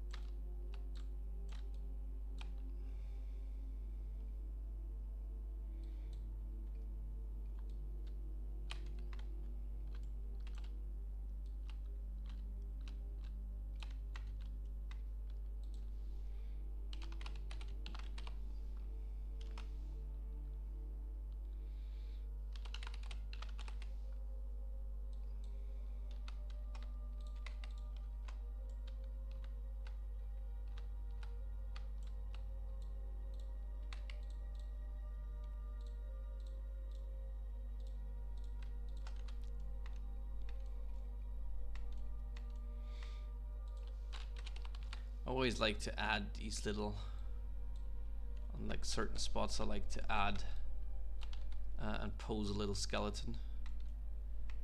Can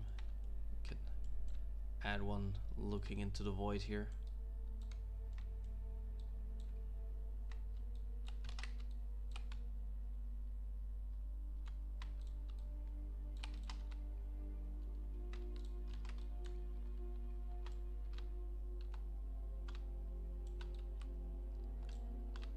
Always need to make sure you have the right, this is, oh yeah, it's the left one, obviously.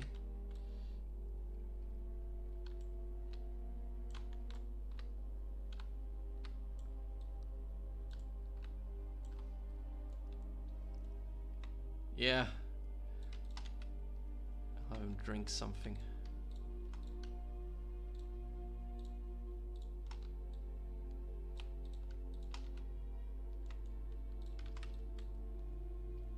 Just having a cozy time.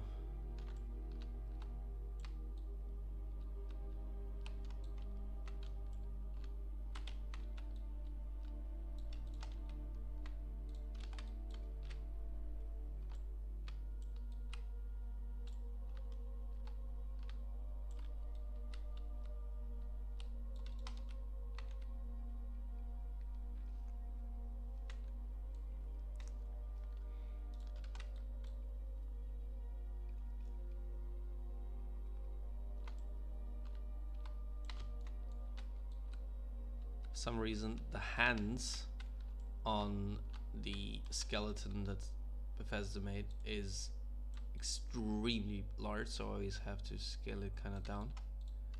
Still kind of large, but you know.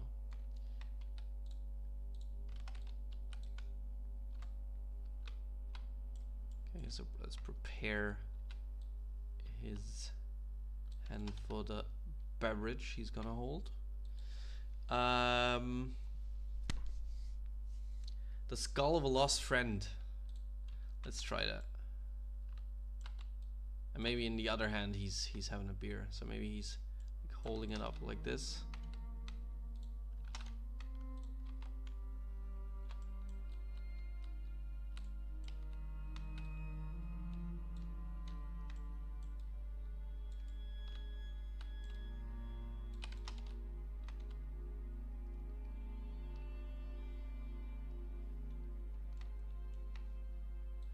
And let's give him an ale, I guess.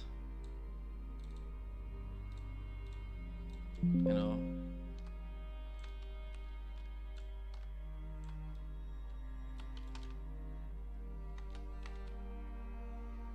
And he needs some feet, obviously.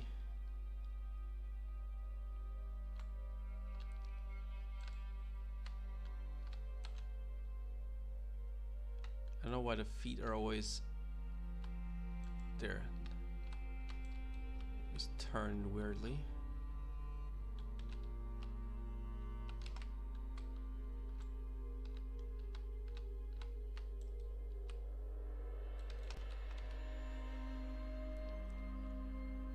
There.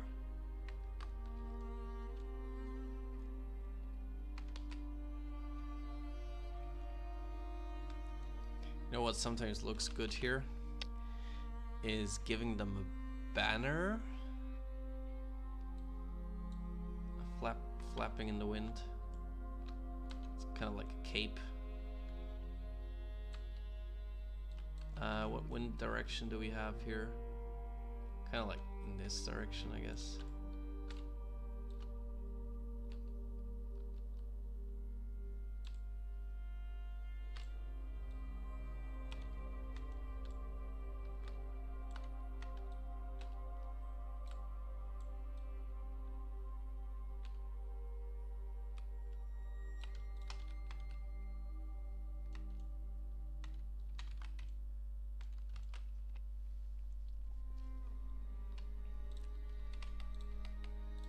Any other suggestions what we could add to him?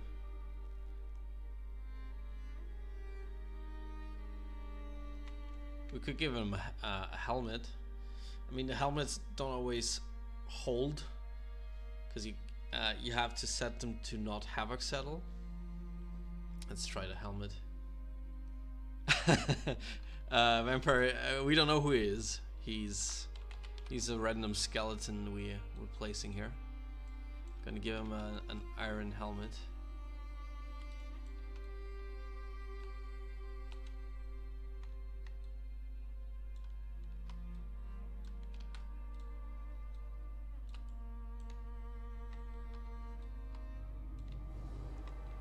Jeremy's dead brother, yeah. Who's holding his skull.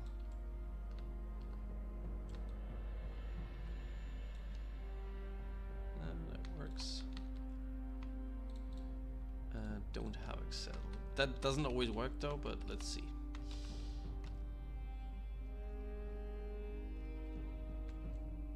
So yeah, you can now find him in this spot.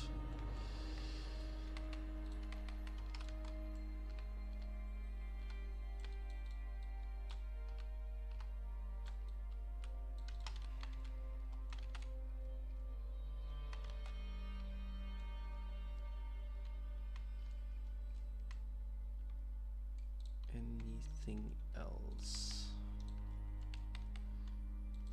Sacrifice table here.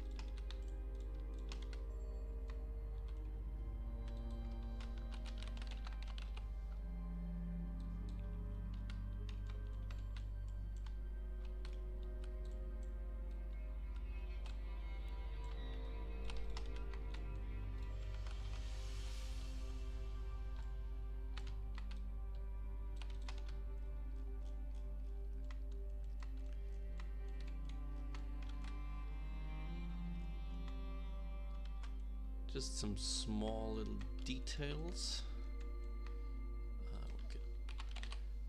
Always good to add some glow fills.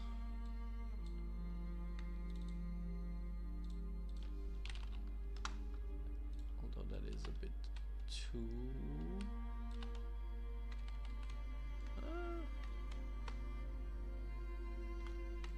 medium works, I think.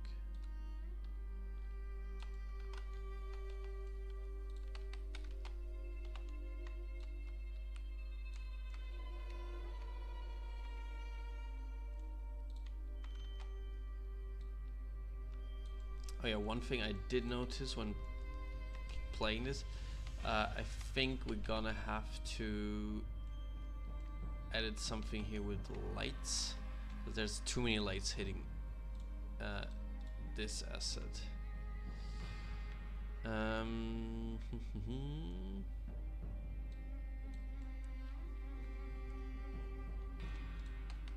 There's something we can do here.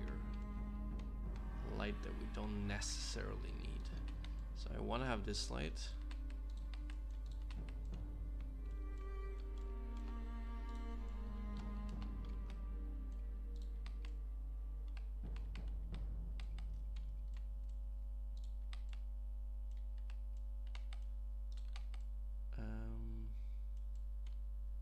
What else? That one is affecting it.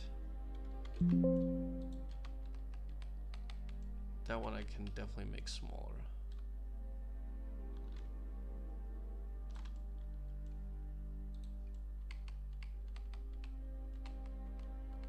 That should help. Is there another one?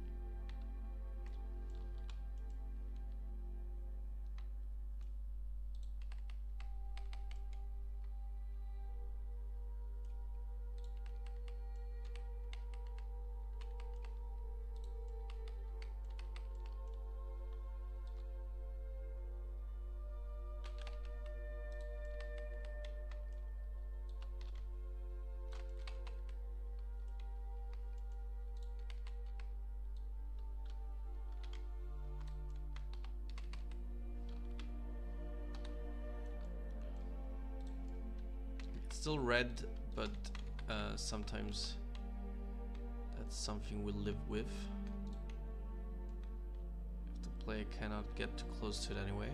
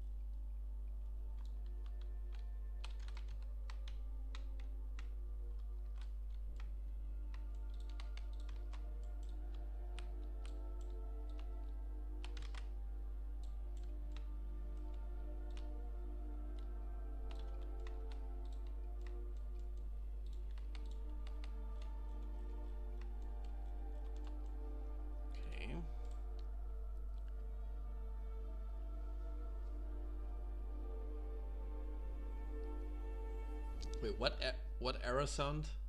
I'm maybe I'm tuning out and didn't even hear it.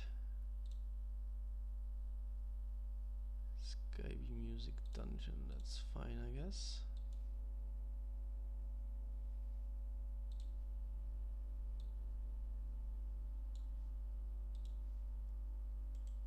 Oh, that one you mean. Like, it's like the same when you change the sound. It sounds like that.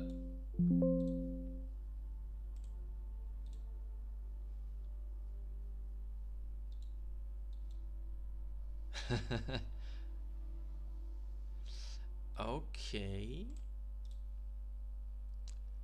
I actually think that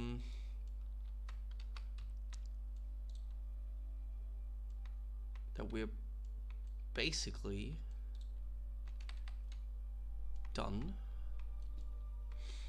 and so I will definitely return to this and add some effects here and there. You know, definitely will have another pass, but I think this should be ready for nav meshing, and then we can tick it off the list, and the quest department can actually move in there and finish the quest.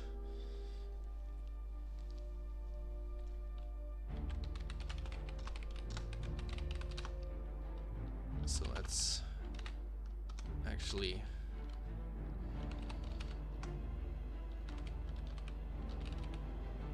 start with the exterior.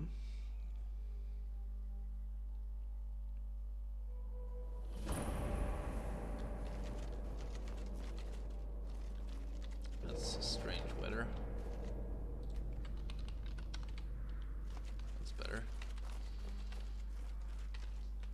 So yeah, we have our castle here on the top. I feel like the entrance, did like the cave entrance a bit more, but I'm fine with that. And we also have our key, so you can only enter once you've acquired the key. Am I gonna spawn bowler? We could actually try. You know what? Let's actually try. Let's lock it again. I don't think it's gonna work because a lot of quests like the mages get a quest line. I don't think you can. I can just type in the set stage command and then have it work. But I can try at least. Let's see. Oblivion Mages Guild.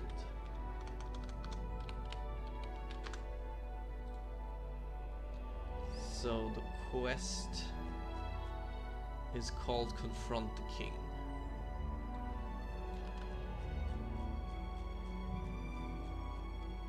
And okay, it doesn't have a lot of stages. Let's see. Set stage, test 4. 10. Okay.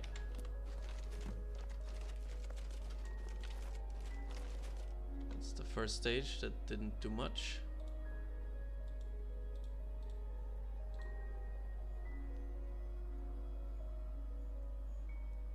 Yeah, I think so. I think this is not, so he's not gonna spawn or anything, because I actually think you would need to hit some certain dialogue options to you know trigger all the scripts and whatnot.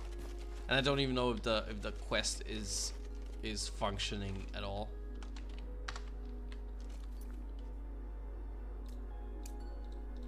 So probably nothing's gonna happen here. Let me just check. What is the last stage? Okay. So now we're actually at the stage where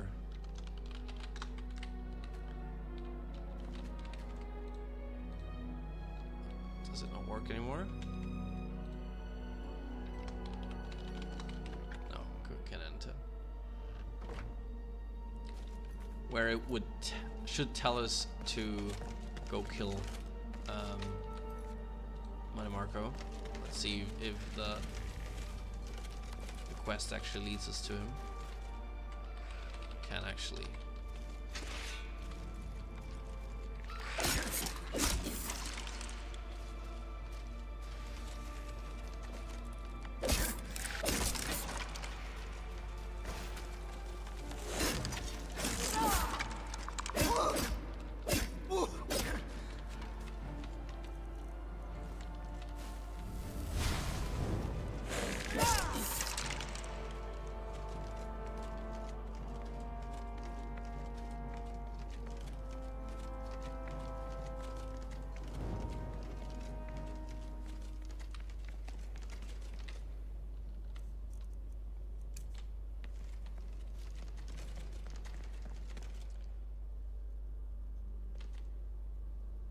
Sorry, I just saw from I don't know how to pronounce your name, but Manfu, what's the path like up from the road? You mean like from the exterior?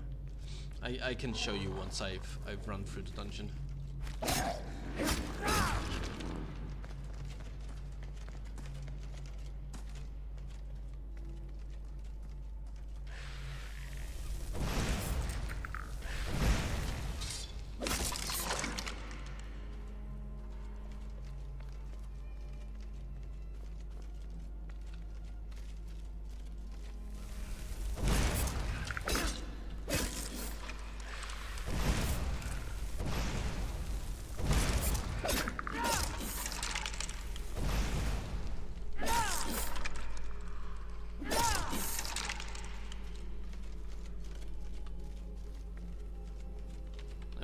Because Navmesh isn't active anyway, so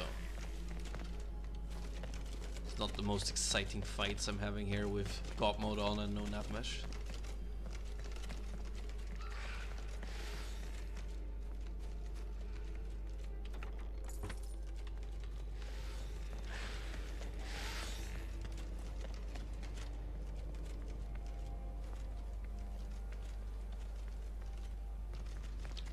Sweet thanks. Echo Cave is on the road between Ruma and Sankar Tor, so I'm just wondering how visible it will be from that road. Yeah, good question. I should actually look.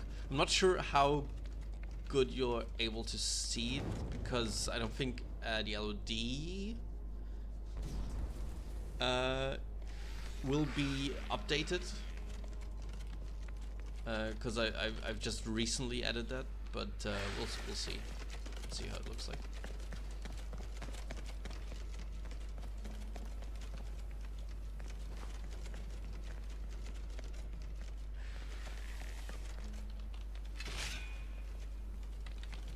I'm very exciting when the nav mesh is here.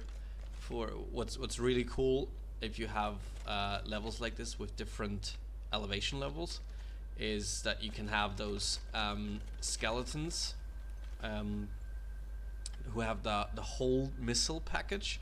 So basically, they're standing on top and shooting down from down at you, which is always really cool. It always reminds me of that scene in Moria.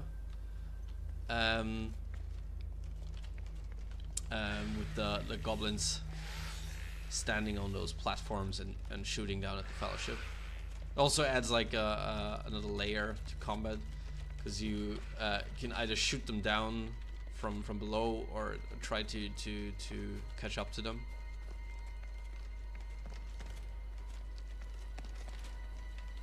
NPCs like this one they're not supposed to stand around, but they're gonna have a patrol package, so you should patrol the bridge.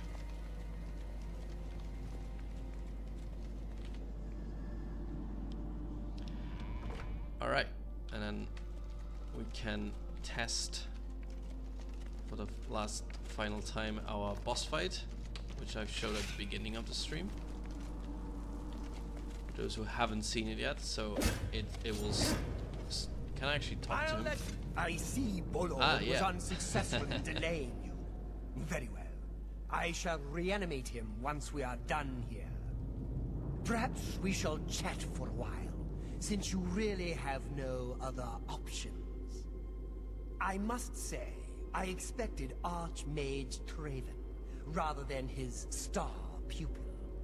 I am disappointed to see that he could not face me himself. I have met so many of his predecessors over the years.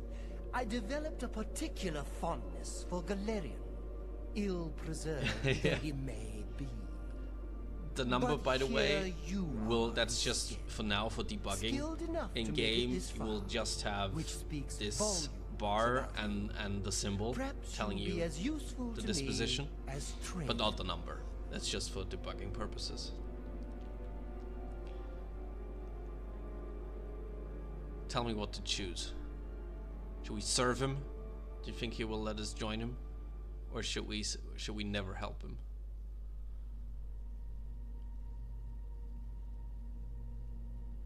All right, we'll serve him. I am afraid you misunderstand. Damn, it didn't work. I already have more servants than I need. Your body will be preserved as a worm thrall. Your soul is mine. I intend to study both to learn more about the source of your power. Power, my dear friend. I seek power. And so I acquire and study those who have some degree of it. We are after the same things, your guild and He does talk a whole lot. Yet I you didn't worry remember that. about good and evil, and do not accept their manifestations of the same thing. So you brand me a villain, and make vain instead of drawing Traven out. I have received you instead. He should attack. Perhaps I shall personally go and collect him when we are done here. Obviously, it's not gonna look like that in the end, and he shouldn't have a dagger. He should actually have a staff. Ow! So he summons these skeletons to assist him. You can. Will there be an option to completely sack all his other help beforehand, or so you can actually become his apprentice? Well, that's a question for a mod. That's not something we're gonna implement.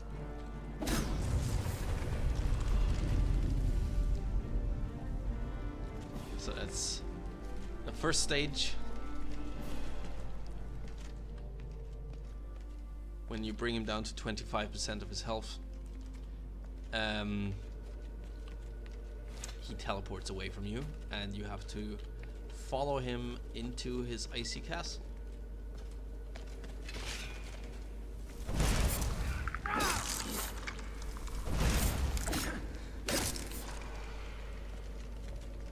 Obviously now these are not working as intended because of no nav mesh, but they should be sitting down actually and not standing up here.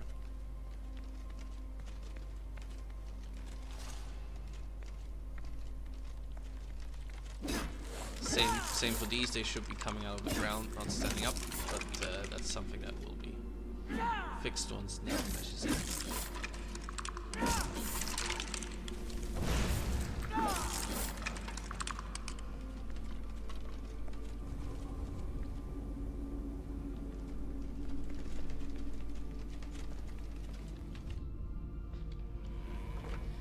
And then we get to the final stage.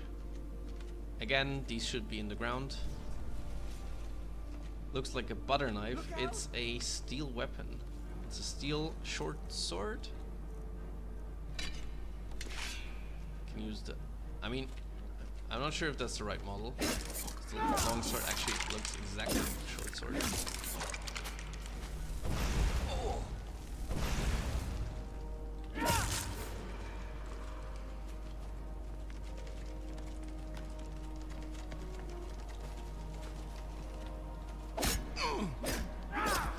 Fight him again, and then we bring him down to half his health.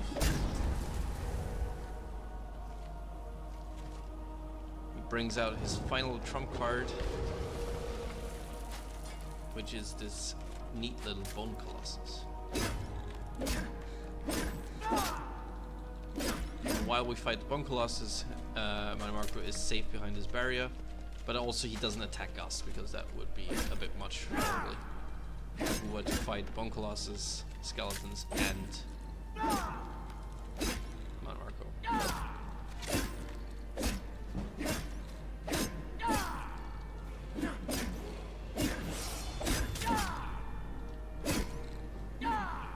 Jesus. Takes a long time.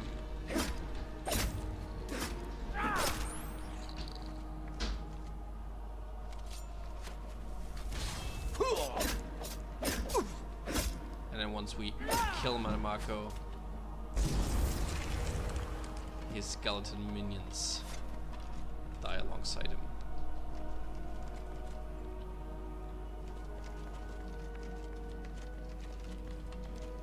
I do wonder if there's ever gonna be a mods for Skyblivion, and I hope there will be a lot. I do hope that somebody kind of makes a mod where you can then take over his ice castle or something. It's not something we intend to do on release. That'd be a bit of a scope creep.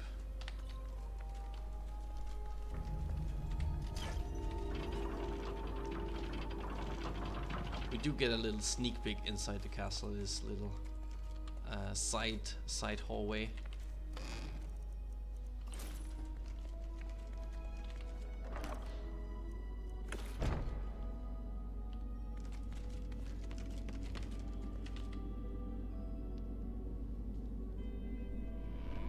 We do have our own boss music, yeah.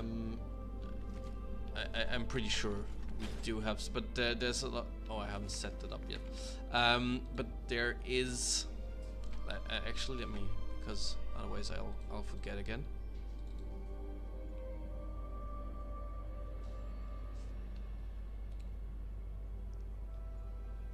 Where is it?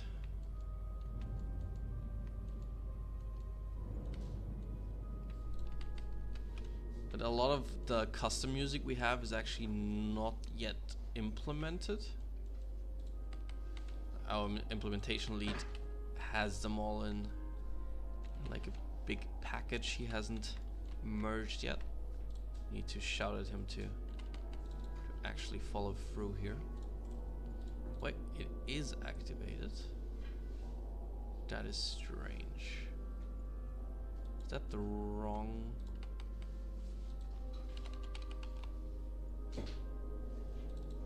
See, because it's because I used the wrong asset. This is supposed to be this one, because I used the static asset, so it cannot work.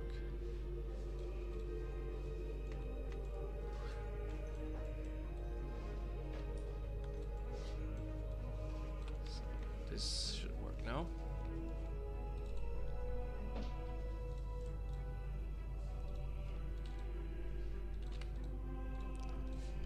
There. Alright.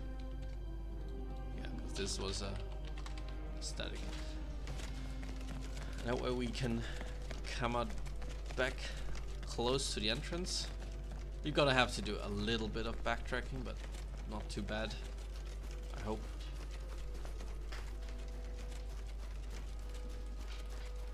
Oh, didn't finish off these guys.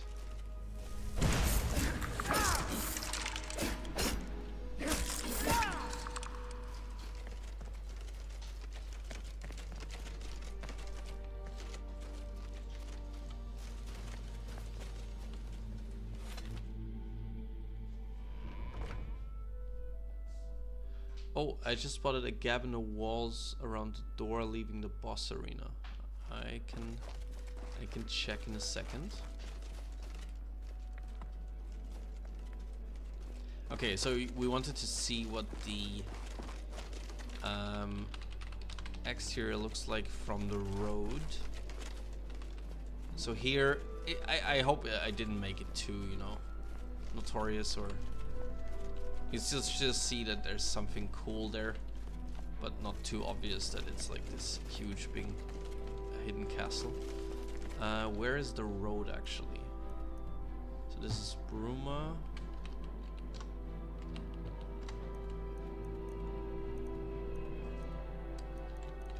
So the main road. I don't think this is the main road. But obviously, like already from here, I don't think it's. It does tell you to explore it, but not too obvious. I think this could actually. This is actually the road, probably. So yeah, this is as much as you can see here.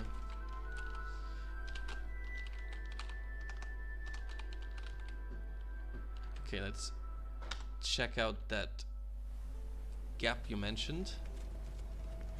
A gap in the walls around the door leading the boss arena. Oh, did you mean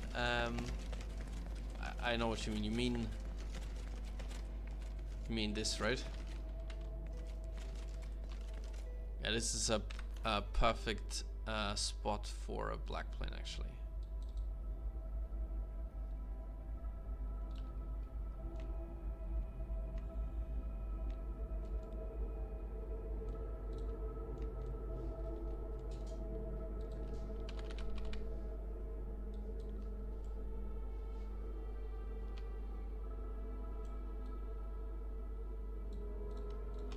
And the gap is fixed. Alright. So we managed to hopefully finish Echo Cave. I will return to it and make some slight alterations maybe, but this should be enough to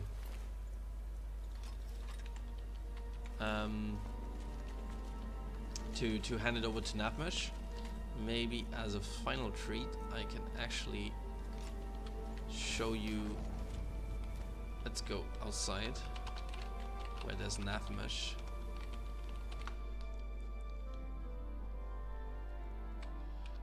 And show you what the Staff of Worms actually does. So, very small text here. When cast on a dead body, permanently reanimates it. You can permanently reanimate something, or when cast on the ground, conjures an unstable skeleton that charges into battle and explodes, dealing 75 disease damage to nearby targets. So basically summon an exploding skeleton, which is pretty cool. It also looks pretty cool, the staff.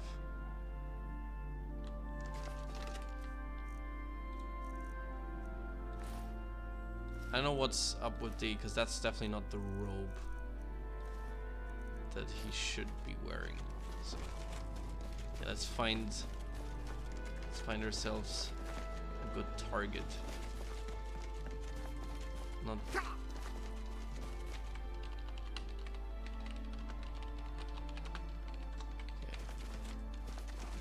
faster.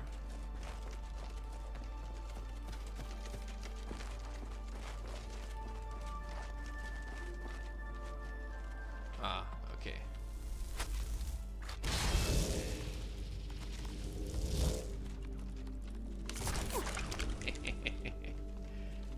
That is cool.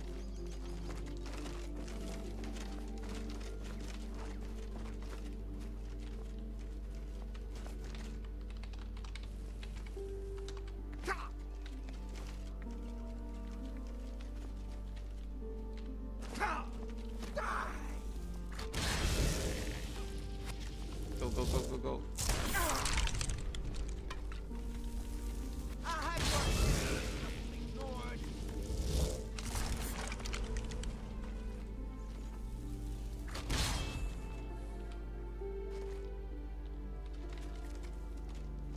And now we have a permanent follower.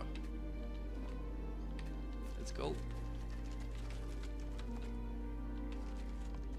So yeah, pretty cool. And obviously Mannimarco will be able to use it in combat as well, so be prepared to get attacked by a lot of exploding skeletons.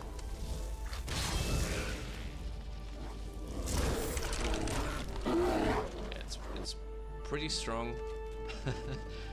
Maybe it will need to be fine-tuned. We do have our own Frost and Storm Atronachs. The Storm Atronachs use the same skeleton as the Skyrim Storm Atronachs, and the Frost Atronachs actually use the Spriggan skeleton, I think. Alright, that's it for me today. I'll hopefully get back to streaming a bit sooner than it took me the last time. And next time we'll probably be starting something entirely new. Maybe the old way for the Thieves Guild, or I will be QAing something. We'll see. So hope you enjoyed it, and see you